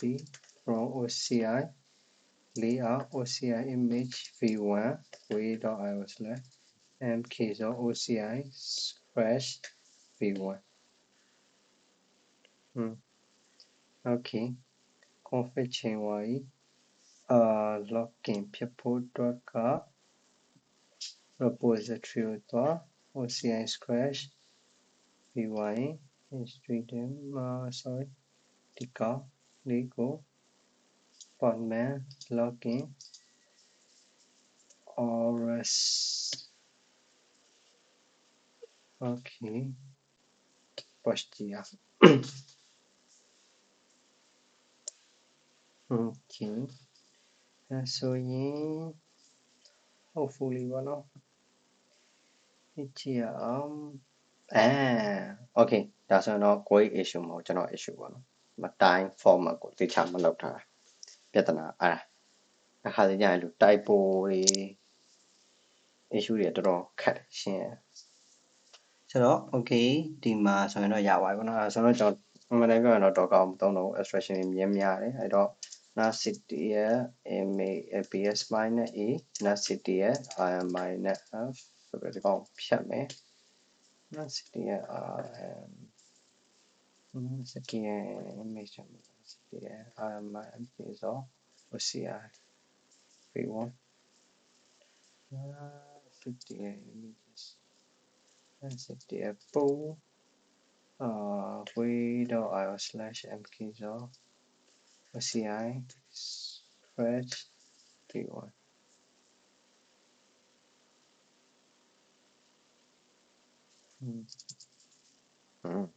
malware ကတည်းက issue လည်းမတက်တော့ဆိုတော့အကောင်လေးကိုကျွန်တော်တို့က inspect ကြည့်မယ်ဒီမှာရှင်းလင်းဘာ abstraction မှမရှိဘူးထည့်လိုက်တဲ့အတိုင်းဟိုပဲရ docker မှာဆိုဘာတွေထပ်ပြီးတော့ထပ်မှန်းတယ်မသိအဲ့ဒါရှင်းလင်းပဲကျွန်တော်တို့ဒီမှာ entry point ရေးတယ်ဒီမှာ entry point ပါလာ label ရှိတယ် label ရေးတယ်အတူတူပဲကျွန်တော်ရေးထားတဲ့အတိုင်းအကုန်ပုံမှန်ပဲ layer မှာဆိုလဲကျွန်တော် layer တစ်ခုထည့်ထားတယ် file system နဲ့ဒီမှာဒီ layer ကခိုင်လို့decompress လုပ်ထားမှာဟာပေါ့နော်ဒါဆိုရင်ကျွန်တော်ရေးထားတဲ့အတိုင်း quality အမှအပေါ်လို့မရှိဒါပေမဲ့ docker ဟာကိုကြည့်ကြည့်ဒါအတူတူပဲ push လိုက်တာအတူတူပဲ push တာကို Docker မှာမလိုအပ်တဲ့ abstraction အများကြီးပဲCTF ပိုပါဘာလဲကော inspect ကြည့်နာ CTF အမ okay မဆိုအဲ့ဆိုရင်တော့ခုန issue ဒီ time ကတက်တဲ့ issue လို့ concern လုပ်လို့ရပါပြီပေါ့နော်time ကို format အကောင်မချလိုက်တဲ့ဟာ report digest ဒီကောင်း digest ဒီပါသွားတယ်CTF ဒီမှာတော့ကြည့်အောင်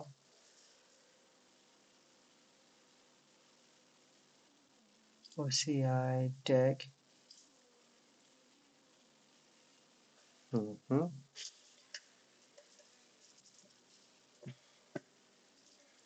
digest က2နေနာ CTF inspect report digest က2နေတယ်2နေတော့နှစ်ခုပြနေတယ်အတူတူပဲ digest က2နေတယ် define တစ် file နဲ့ပဲဒါပဲเนาะ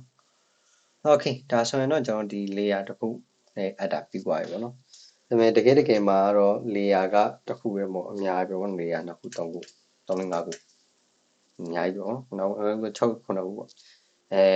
Docker file ရေးလိုက်ရင်တော့ container file ရေးလိုက်ရင်တော့လွယ်သွားတာပေါ့နော်ဒါပေမဲ့ဒီကောင်တော့ the hard way ပေါ့ the hard way ဆိုပေမဲ့ mostly ကကျွန်တော်လိုက်ကြည့်ရတဲ့တော့က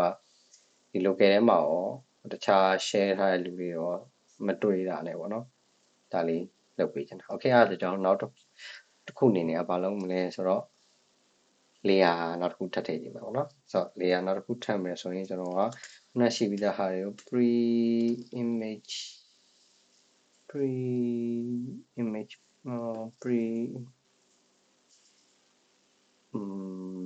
ဘယ်လိုပင်ကောင်းလဲ layer 1ဆိုပြီးတော့ပဲပေးလိုက်မယ်အဲ့တော့config နဲ့ manifest ကို pre layer 1အောက်ထဲကိုထည့်လိုက်အဲ့ဒါဒီလိုရောက်သွားရှင်းရှင်းလင်းလင်းပြောသွားမယ်ဆိုတော့ကျွန်တော်ကဒီ executable ကိုကျွန်တော်ဘာဆက်လုပ်ချင်တာလဲဆိုတော့နောက်တစ်ကြောင်းထပ်ထည့်နောက်တစ်ကြောင်းထပ်ထည့်ပြီးတော့ကျွန်တော် another layer ဆိုပြီးတော့ပေးလိုက်မယ် run ကြည့်မယ်အဆင်ပြေတယ်အဲ့ဆိုရင်ပေးလိုက်ထပ်ပြီးတော့ okay အဆင်ပြေသွားပြီအဆင်ပြေသွားရင်ခုနအတိုင်းပဲကျွန်တော်ဘာဆက်ဆောင်မလဲဆိုတော့ layer 2အတွက် directory လေးတစ်ခုဆက်ဆောင်မယ်အဲ့ထဲမှာလည်းlayer 2 user bin ဆိုပြီးဆက်ဆောင်မယ်ပြီးတော့ hello hello ရဲ့ hello ကို user bin နဲ့ထည့်မယ်ပြီးတော့အဲ့ bin တွေက hello လေး execute လုပ်ကြည့် okay အဆင်ပြေသွားပြီဆိုကျွန်တော်ဒီကောင်ကိုပထမတိုင်းပဲ layer နောက်တစ်ခုထပ်ထည့်မယ် CSF နဲ့ OCI image blog certified layer 2.gz ပြီးသွားရင်ဒီမှာက layer 2 okay အဲ့ဒါ define လေးကိုကျွန်တော်ဖွင့်ကြည့်မယ်ဘာရှိနေမလဲဒီတိုင်းပဲ okay ဒီတိုင်းပဲဆိုရင်ကျွန်တော်ကဒီကောင်ကိုဘာလုပ်မလဲဆိုတော့ devices နဲ့တောင်းမယ်တောင်းပြီးတော့ဒီကောင် digest ကိုကျွန်တော်ကဒီမှာ layer 2 compress digest ဆိုပြီးတော့ပေးမယ်ပြီးတော့ source လောက်လိုက်မယ်ပြီးတော့နဲ့ mv oci log certified layer 2ကို oci log certified layer 2 compress digest ဆိုပြီးတော့ mv ပေးလိုက်အဲ့တော့ဒီကောင်ကို OCI blog certified ဆိုပြီးတော့ကြည့်ကြည့်မယ်ရှိ okay ဒါလေးရှိပါပြီရှိပါပြီဆိုရင်ကျွန်တော်တို့ကနောက်ထပ်မှာ pre layer 2ဆိုပြီးတော့ခုနက config file နဲ့ star.json ကို pre layer 2ကိုထည့်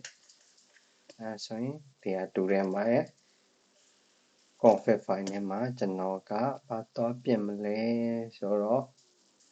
Okay ကျွန်တော် digest ရပြီ digest compress ရဲ့ digest ရပြီဆိုတော့ and decompress လုပ်ထားဒီလို normal tar file ပေါ့နော် tar file ရဲ့ digest ကိုကျွန်တော်ထပ်ပြီးတော့ကြည့်မယ်ဆိုတော့ဒီကောင်တော့ layer 2 minus cf နဲ့ one layer 2 dot sha 256 set okay ဒီကောင်ပေါ့နော် pre layer 2 config.json နဲ့မှာဒီကောင်လေးကိုသွားထည့်ကျန်တာရောက်ကုန်တူတူပဲ history ဒီမှာနည်းနည်း oh sorry ဒီလိုလုံးလို့မရသေးဘာလို့ဒီလိုလုံးလို့မရလဲဆိုတော့ကျွန်တော်တို့က layer တစ်ခုထည့်မယ်ဆို previous layer ကို reference လုပ်ပေးရတဲ့အတွက်ကြောင့်မလို့ cap ကျွန်တော်ပြင်လိုက်တာမှန်အောင်မှန်လား layer 1 config ကိုတက်ကြည့်မယ် layer 2 config ကိုတက်ကြည့်မယ်အဲ့နှစ်ခုကို diff လုပ်ကြည့်မယ်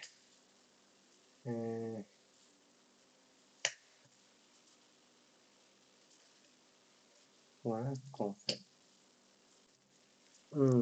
မတူတူ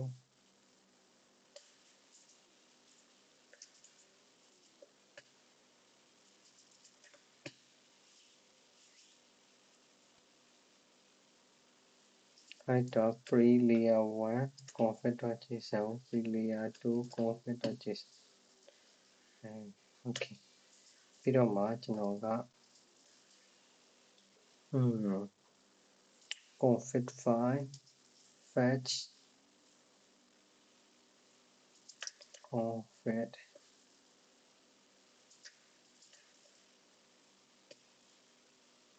ဒီကောင် layer 1ဖြစ်နေ pre layer 2 config.json မှာ ace ဖြစ်နေ okay နဲ့အဲ့တော့မှ tar minus cf ဒီကောင်ရဲ့ဟာကိုကျွန်တော်က pre layer 2 config.json နဲ့မှာနောက်တစ်ကြောင်းထည့်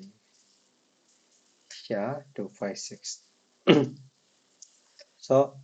ဒါအဓိကအဖြစ်ကဘယ်လိုလုပ်တာလဲဆိုတော့ပထမတစ်ခုဒီ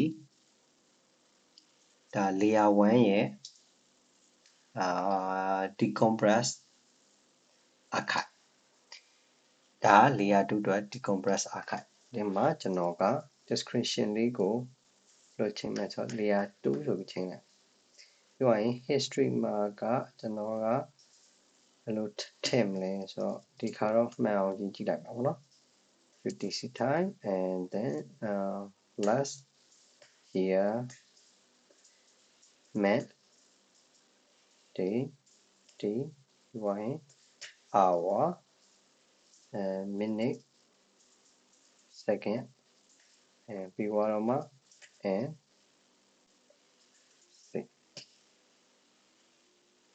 okay ပါဒါဆိုတော့ပြီးပါပြီပေါ့နော် right ကောင်ကို set as only ဟိုမြဘူးစီဆိုတဲ့ keyword နဲ့ပြန်ချိန်ဒီကောင်ရfin pre layer 2 config.json နဲ့မှာကျွန်တော်က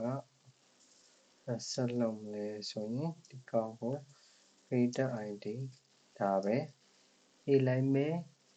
and then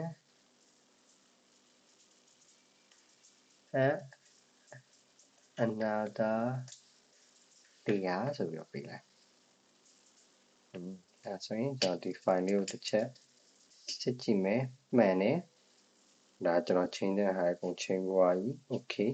အဲဆိုရင်ဒါလေးကိုကျွန်တော် SHA-256 နဲ့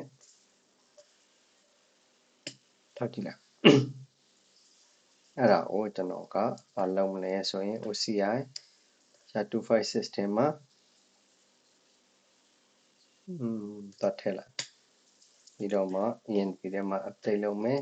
config to digest ဆိုပြီးတော့ဒီကောင်လေးကိုပေးလိုက် source env အဲ့တော့ OCI block ထဲက SHA-256 ထဲက config to ရဲ့ digest ကိုကြည့်ကြည့်မယ် okay 1.28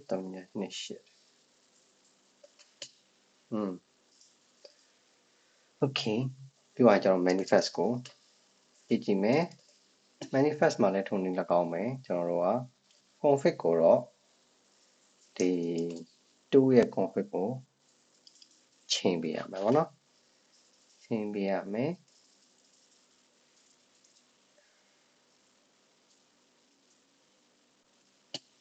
2ရဲ့ config ကိုတော့ချိန်ပေးရမယ်ဒါပေမဲ့ layer မှာကျရင်နောက်တစ်ခုထပ်ထည့်ရမယ်ပေါ့နော်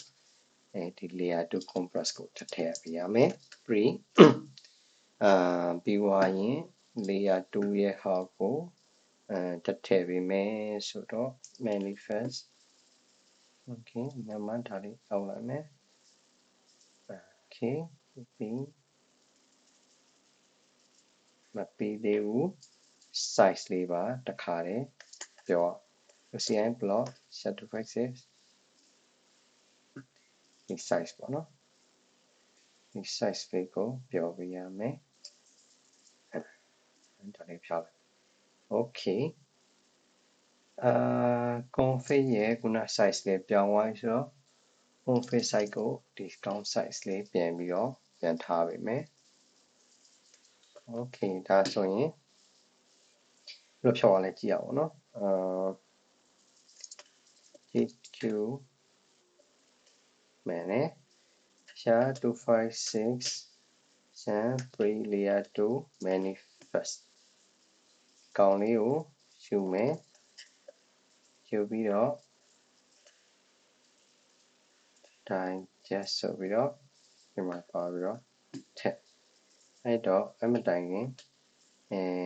config ရခုနခိုင်လောက်ထားတဲ့ d value လေးပေါ့နော်အဲ့ဒါလေးကိုလည်းဒီမှာ update လုပ်မယ် layer 2 and compress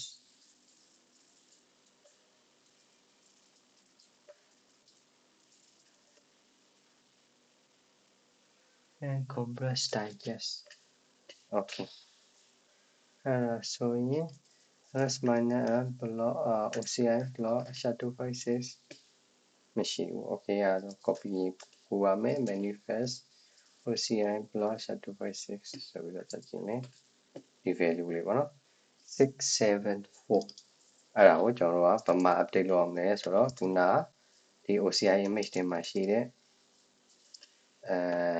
index မှာ update လုပ်အောင် index မှာ update လုပ်အောင်ဒါတော့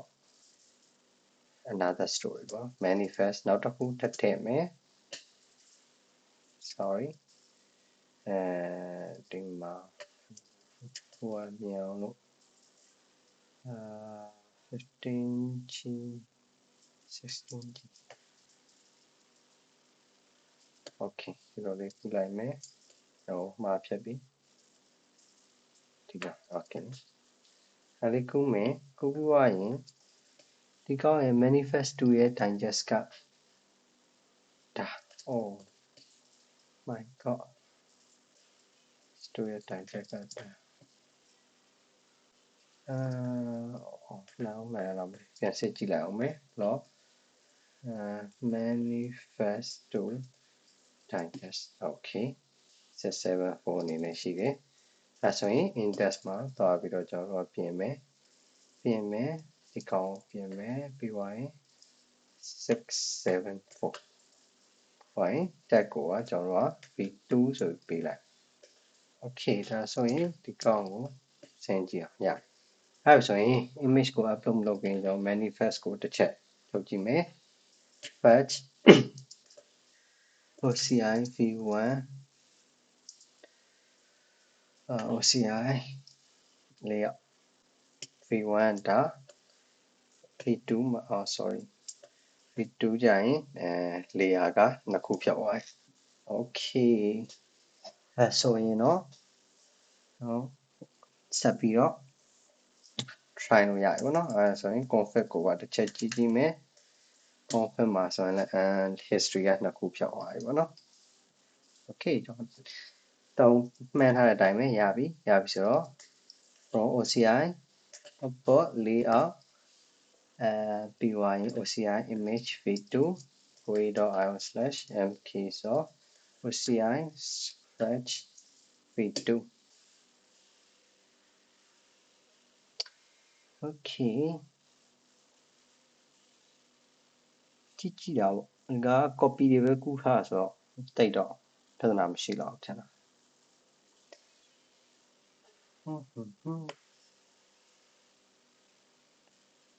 okay အဲ့ဆိုရင်နာစစ်တရနဲ့မကြည့်ခင်ဒီကောင်းပါရင်တော့ refresh လုပ်မယ် repository ကိုတော့မယ် OCI scratch deck v2 ပေါ့နော်ပြဿနာဆက်တက်ပြန်ပြီဒါတစ်ခုမှားနေပေါ့နော်တစ်ခုမှားနေပြီဆိုတော့failure to get manifest.json ဒီမှာလဲမှန်တယ်1028 log sha256 28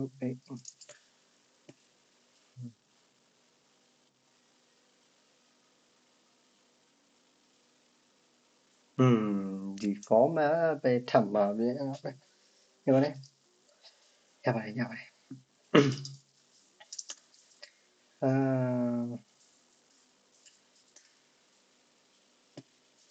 free layer 2 config dot okay နားရှိ full column ကျန်ခဲ့တယ်အခုဟာ dot ရေးရမယ်ဟာမှာ full column ဖြစ်တယ် nice 256 and ဒီကောင်ပေါ့နော်ဒီကောင်ကဘယ်ကောင် config 2ရဲ့ digest ပြောင်းပါမယ် cp config free layer 2 config oci source pyn oci block sha256 config 2 digest 102ပဲပြင်ကြရတော့မလို့ဒါပေမဲ့ manifest တော့ပြင်ရမယ် config ထိထားတဲ့အတွက်ကြောင့် config ကိုတောင်းနေတယ် manifest ကို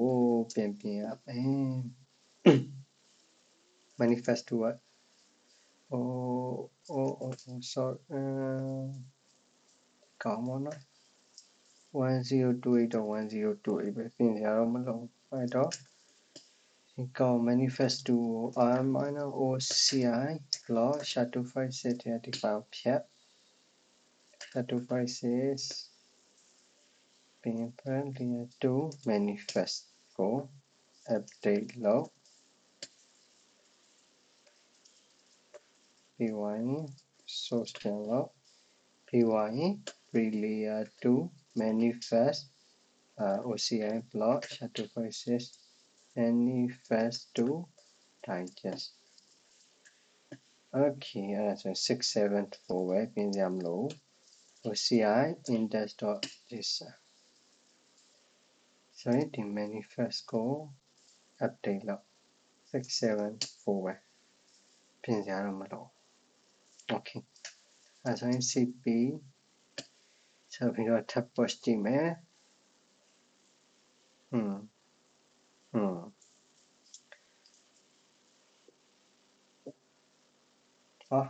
digest ပြောင်းသွားပြီဆိုတော့ရှိမှာမဟုတ်ဘူးနောက် v2 tab ကိုတွက်ကြည့်မယ်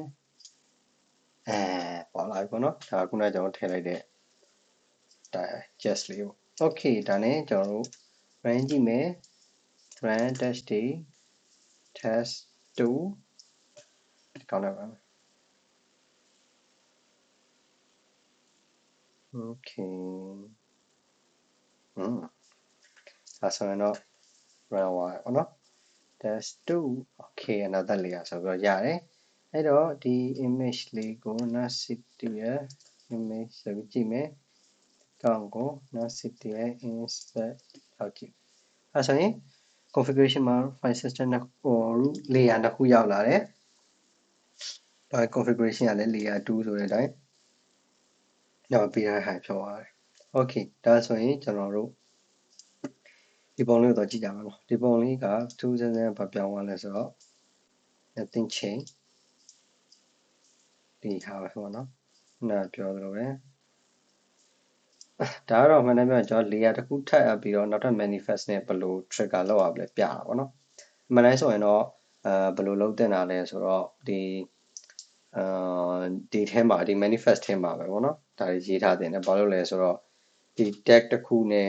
tag နဲ့ပဲ trigger လုပ်ပြီးဒီ manifest ကိုမပြောင်းသင့်ဘူးပေါ့နော်ပြောင်းရဒီ config နဲ့ layer တွေပဲပြောင်းသင့်တယ်manifest တွေကပဲအချိန်မှပြောင်းသင့်တယ်ဆိုတော့ဒီ OS platform တွေချိန်သွားတဲ့အချိန်ကြတော့မှပဲ manifest တွေကပြောင်းသင့်တယ်ဒီ best practice အရာဆိုရင်တော့ best practice ရတော့မဟုတ်ပါဘူး container registry တွေကသူတို့တောင်းတဲ့ဟာပေါ့နော် OS manifest နဲ့ကြည့်လိုက်ရင်ဟိုမှာ docker.io ရဲ့ engineer select test ကိုပဲကြည့်လိုက်ဆိုဒီကျုံနဲ့ထုတ်ကြည့်လိုက်ဆိုဒီဟာကိုပဲကြည့်လိုက်ရင်ဒါကြောင့် manifest ကိုဆွဲထုတ်တာပေါ့နော်ဒီ tag ရဲ့ဒီမှာဆိုလဲ manifest က manifest တစ်ခုဒီတစ်ခု manifest တစ်ခုက AMD အတွက်ဆိုရင်နောက်တစ်ခုက unknown နောက်တစ်ခုက variant v5 ပြောပါမယ်နောက် v7 အတွက်ရှိမယ်ပြောရင် v8 အတွက်ရှိမယ်ဒါမျိုးပေါ့နော်ဆိုတော့ဒါမျိုးတွေကိုတုံးတဲ့ဒါကတော့ကျွန်တော်ကမှန်တယ်ပြောရင် layer နောက်တစ်ခုထပ်ထည့်ချင်တာလေဒီ manifest ကိုဘယ်လိုကြိုက်လို့ကစားလို့ရတယ်ဆိုတာမျိုးပေါ့နော်အဲ့ဒါမျိုးကျွန်တော်ကမြင်သာစေချင်လို့ပေါ့နော်ဒါ tag v2 manifest 2ပေါ့နော်ပြောရရင်တော့config 2 layer 2ဒါမဲ့ဒီမှာဘာတစ်ခုရှိလဲဆိုတော့ဒီ config 2ကဒီကောင်ကို reference ပြန်လုပ်ပေးရတယ်ပေါ့နော်အဲ့တော့မှlayer ကဒီလို override လုပ်ထားပါဆိုတော့ဒီကောင်ကိုဒါဒီလိုဆွဲတင်လိုက်ရင်ပို့ပြီးတော့မြင်သာတယ်ပေါ့နော်ဒီကောင်ကိုပြန်ပြီးတော့ reference လုပ်ပေးထားရတယ်ဘာလို့အဲ့လိုလုပ်ပေးထားရလဲဆိုတော့ layer by layer architecture နဲ့သွားဖြစ်တဲ့အတွက်ကြောင့်ပေါ့နော်ဒါလေးဆိုရင်တော့ဒါဒီ div မှာ sorry ဒီငါ့ကိုပြမယ်ရှာဒီ div မှာဒီ compress digest layer 2ဒီ compress digest layer 1တော့ကတ်ဖြစ် okay ဆိုတော့ဒါမျိုးလေးတွေကိုစမ်းကြည့်လို့ရတာပေါ့နော် tag 2ဆိုတော့ဒါကမညီမညာနဲ့ဖြစ်နေဒီလိုလေးသွားလိုက်ကောင်းline တော့လိုက် okay ဒါဆိုရင်တော့ဒါကျွန်တော်တို့ဒီနေ့စမ်းပြသွားတဲ့ layer ပေါ့နော် layer လေးတွေ့ရမယ်အဲ့တော့ဒီမှာ NAS-city ရဲ့ image နဲ့ဒီကောင်ရဲ့ history ကိုကြည့်လိုက်ရင်ဒါကျွန်တော်ထည့်ထားတဲ့ history ပေါ့နော်အပြည့်တော့မြင်ရလားဆိုအပြည့်တော့မမြင်ရဘူးဒါပေမဲ့ဘယ်ကောင်လောက်ထားလဲဆိုတော့ဒီမှာမဟုတ် config ဒီ config က define လုပ်ထားတဲ့ဒီ history နှစ်ခုဒီ history နှစ်ခုကိုဒီမှာပြတာပေါ့နော် created 2ဟာပုံနဲ့40 minute ကိုဒီတိုင်းအောင်ကြည့်တာပေါ့နော်ဆိုတော့ဒါမျိုးလေးပေါ့နော်ကိုဘယ်လိုလုပ်ချင်လဲဟိုဘာကိုပို့ပြီး prefer ဖြစ်လဲဆိုတာတော့နောက်ပိုင်းဒီ documentation ပေါ့နော်ဒီ specification ကိုကောင်းကောင်းလိုက်ကြည့်ပြီးတော့ကောင်းကောင်းapply လုပ်နိုင်ရဆိုတော့ဒါ scratch ကနေစောက်တဲ့ဟာပို့ပြီးတော့ dig dive တွားလို့ရမှာပေါ့နော်ဒါကလည်းအမှန်တမ်းပြောရရင်ဒီ image spec နဲ့ container တစ်ခု container image တစ်ခုစောက်တဲ့ဟာကဘယ်လိုစောက်လဲဆိုတာပေါ့နော်ဒါမြင်သာစေခြင်းလို့ဒါဒီနေ့ KT session လေးနဲ့ discuss လုပ်တာပေါ့နော်အမှန်တိုင်းဆိုရင်ကဘယ်သူမှတော့ဒီ abstraction လေးတစ်ခုချင်းဒီဘယ်သူမှတော့ပေးလုပ်မယ်လို့တော့မထင်ဘူးပေါ့နော်ဒါမဲ့လည်းဟို combine လုပ်စရာမလိုတဲ့ဒီမှာ Go လို့ language မျိုးဆိုတာ step ကဘယ်နှခုမှရှိမှာမဟုတ်ဒီ9ခုနဲ့လည်းအဆင်ပြေတော့ image size ကိုပဲတစ်ချက်ကြည့်လိုက်ပါနော်ကြည့်လိုက်4 map block size ကမှ2 map ပဲဆိုတော့အရန်ဟိုမှာလိုက်ပါဒီမှာ Nginx ကိုကြည့်185ဒါပေမဲ့သူတို့ကလည်းဒီဘယ်ကနေလောက်ထားလဲတော့မသိဘူးနော်ဒါပေမဲ့ size ကဒါ Nginx ဆိုတော့ဒါနည်းသေးရလို့ပြောလို့ရ Python လိုဟာမျိုးကြီးတွေဆိုရင်အကြီးပဲဒါပေမဲ့သူ့မှာ လက်ခံပြီးလို့ရသူက combine language မဟုတ်တော့တခြား dependency တွေလိုတာတွေပါနေဆိုတော့လေsize များကောင်းများတယ်ပေါ့နော်တချို့ဟာတွေဒီလို executive ပဲတစ်ခုလောက်ပဲ run ကျင်တယ်ဆိုတဲ့ဟာမျိုးတွေကြာတယ်ဘာလို့debugging purpose အတွက်ကြောင့်မို့လို့ဒီ root minimal root file system လို့ဟာမျိုးတွေ input လုပ်ကြတာပေါ့နော် mini root fs macro root fs ပေါ့နော်ဒါဒီလိုဟာမျိုးတွေပေါ့နော်ဒီကောင်လားမဟုတ် make it plan root file system ဒါလည်းဒါပေါ့နော်ဒီကောင်လေးတွေလိုမျိုးတောင်းကြတယ်ပြီးရင်နောက်တစ်ခုကဘာရှိသေးလဲဆိုတော့အခုကကျွန်တော်ပြချင်တာကဒီမှာ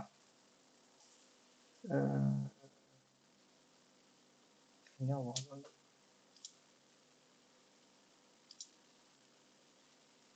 okay open SUSE ပါသူကနေလောက်ထားတဲ့container image from scratch ဒါသူ့ပုံလေးကဒီလိုလေးပေါ့နော်ခုနကကျွန်တော်ပြပါအတိုင်းပဲ manifest ကိုကြည့်ရ manifest က layout ပြန်ထောက်တယ် config လည်းထောက်ထားတယ်ပေါ့နော်ဆိုတော့ဒါမျိုးလေးပေါ့နော်ဟောဒီပုံလေးတိုင်းပဲထင်တာပဲဟုတ်တယ်ဆိုတော့ဒီမှာဆိုလဲသူကဒါ scratch ကနေစောက်တယ် from albine ဒါဆို layer တွေထဲမှာသူကဘယ်လိုလုပ်လဲပြရတယ်ဒါတွေရှိရဲဆိုတော့သူပြရတယ် layer life cycle ကိုသူပြထားတယ်ပြီးဘယ်လိုပြော entry point ရေးတယ် config ရေးတယ်ဒီလောက်ပဲပေါ့နော်သူအများကြီးအဲ့လိုမျိုး detail explain လုပ်ထားတာမျိုးတော့မရှိဘူးပေါ့နော်အဲ့ကြောင့်မို့လဲကျွန်တော်ဒီဟာကိုစမ်းကြည့်ကြတာပါတယ်ပေါ့ဘာလို့လဲဆိုတော့ဘယ်သူမှအဲ့လောက်ဒီဒါပြီးရင်ဒါလို့လေဒီမှာ tree ဆိုလဲသူပြတော့ပြတာပေါ့နော် address တွေပဲ config manifest layer ဒီသုံးခုပါတယ်ပေါ့နော်အမေခုနလိုမျိုးနောက်ထပ်index ထားတယ်ဆိုဒီ manifest ဒီမှာ m တခုm တခု amt တခုပေါ့နော်နှစ်ခု manifest စောက်တယ်ပေါ့နော်အဲ့လိုစောက်လို့လည်းရတယ်ဒါပေမဲ့ layer over layer တွေတော့သူမပြထားဘူးပေါ့နော်အဲ့တော့နောက်စမ်းကြည့်ကြရင်တော့ဘယ်လိုစမ်းကြည့်လို့ရလဲဆိုတော့ဘယ်တော့ image ဒီလိုမဟုတ်ဘဲနဲ့ဒီ tag ဆိုလဲဒီ manifest ကနေပြီးတော့မှပဲဒီ tag အတွက်က tag 1 v1 အတွက်ဆိုရင်ကဒီ v2 အတွက်ဆိုရင်ဒီလိုလောက်ပြီးတော့ v1 အတွက်ဆိုရင်ကဒီလိုဒီကနေပြန်သုံးပါဆိုတဲ့ပုံစံမျိုးပေါ့နော်ဒါမျိုးပြန်ပြီးတော့ပြန်ရေးခြင်းလည်းရတယ်ပေါ့နော်ဒါကတော့ try ကြည့်ပေါ့နော်အချိန်ရတယ်ဆိုတော့အချိန်မရဘူးဆိုရင်တော့လဲဒါမှန်တယ်ပြောရရင်တော့လုပ်ငန်းဝင်တော့အဲ့လောက်ထိဘယ်သူမှလုပ်ငန်းဝင်မှာအဲ့လောက်ထိတီးကြပြီးတော့ like ပြီးတော့ရေးနေမှာမဟုတ်ဘူးပေါ့နော်ကောင်းတဲ့အချက်ကတော့ဘယ်လိုကြောင့်လဲဆိုတော့ခုနောက်ပိုင်းဆိုရင်ဟိုတလောကတင်ထားတဲ့ဟာပေါ့နော်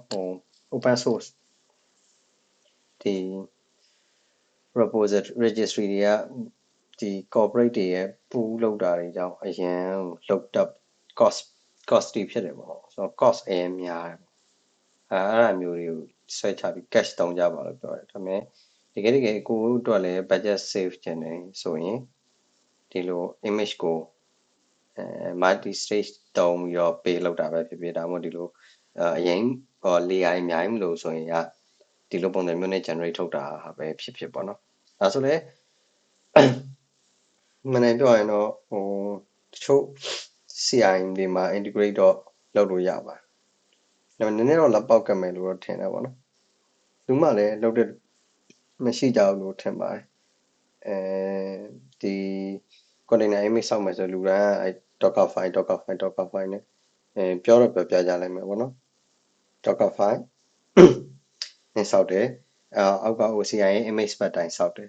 ဒီလောက်ပဲပေါ့နော်ဒီလိုသွားဖို့ဆိုရင်ကြတော့ခုနလိုမျိုးကျွန်တော် online မှာအဲ့လိုမနေ့လိုက်ရှာတာဒီ documentation တစ်ခုတွေ့တယ်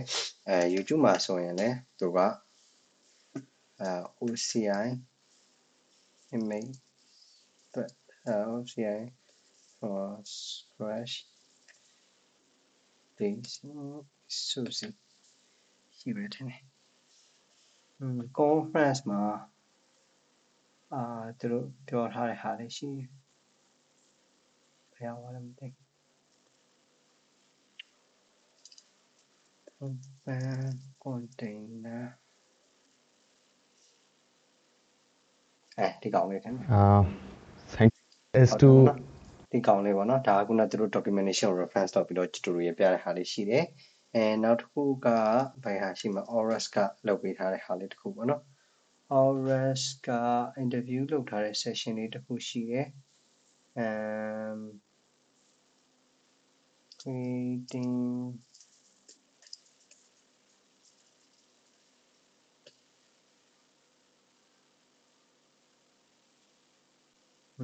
Oras ကလုပ်ထားတဲ့ tutorial လေးတစ်ခုတော့ရှိရပါတော့tutorial လေးတစ်ခုမှာဆိုလဲဒါသူတို့ပြောပြထားတာရှိ Oras Oras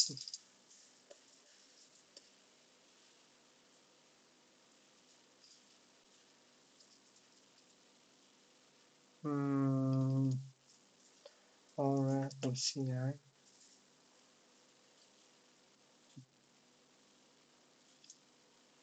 Well, hello, everybody. ဒီထဲမှာတော့မဟုတ်ဒါတခြားတယောက်ကတင်ပေးထားတဲ့သူတို့ interview လုပ်ရင်းနဲ့ OCI ဘယ်လိုဖြစ်လာလဲဆိုတော့ပြပြရင်းနဲ့ Oras နဲ့ Well, တောင်း hello. လို့ရတယ်ဆိုတာလေးပေါ့နော်အဲ့လေးပြပြထားရှိတယ် interview session လေးတစ်ခုပါပဲ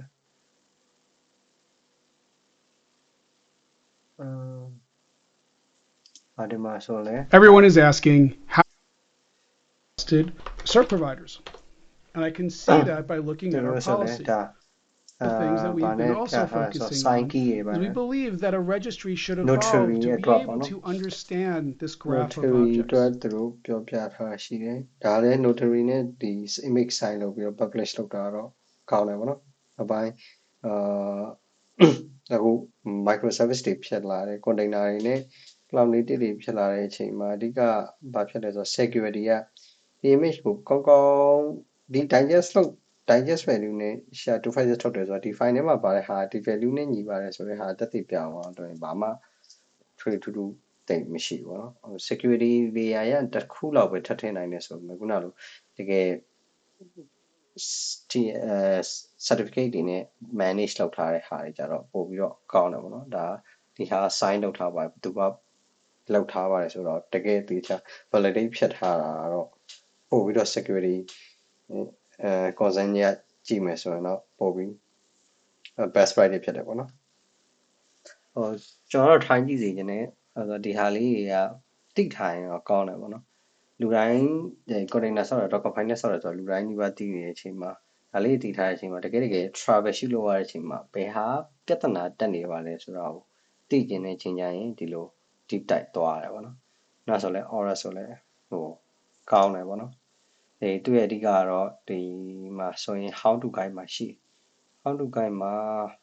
ဆိုmanifest annotation manifest config okay manifest config လုပ်တဲ့အချိန်မှာလည်းသူတဲ့ config တွေကို push လို့ရဆိုတော့ခုနကပြတဲ့ layer ချင်းစီတစ်ခုချင်းစီကို manual လိုက်ပြီးတော့ edit လုပ်ချင်တဲ့ကြဒီ Oras နဲ့ဘယ်လို apps ထပ်ပြီးတော့ modify လုပ်ပြီးသုံးလို့ရမလဲဆိုတဲ့ဟာမျိုးတွေကဒီမှာတော်တော်များများစုံတယ်ပေါ့နော်ဆိုတော့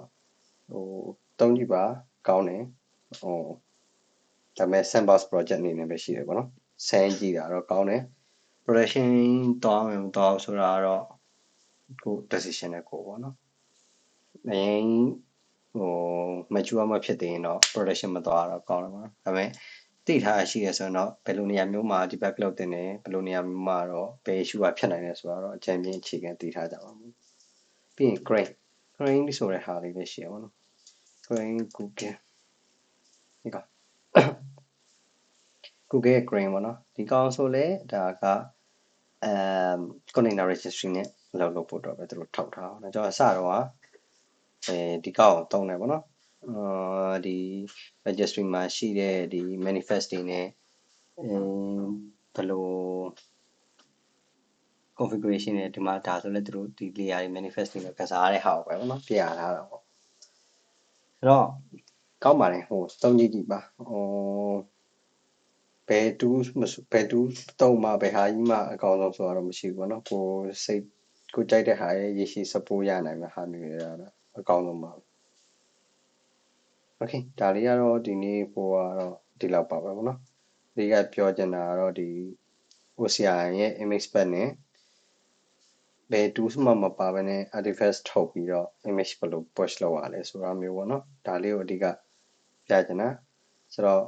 container file ရေးမှ container image ဆောက်လို့ရတာမဟုတ်ပါဘူးပေါ့နော်ကျန်တဲ့နည်းလမ်းတွေလည်းရှိပါသေးတယ်ဆိုတော့နားလည်မယ်ကျေးဇူးတင်ပါတယ်ဆောင်းတိကြည့်ပေးလို့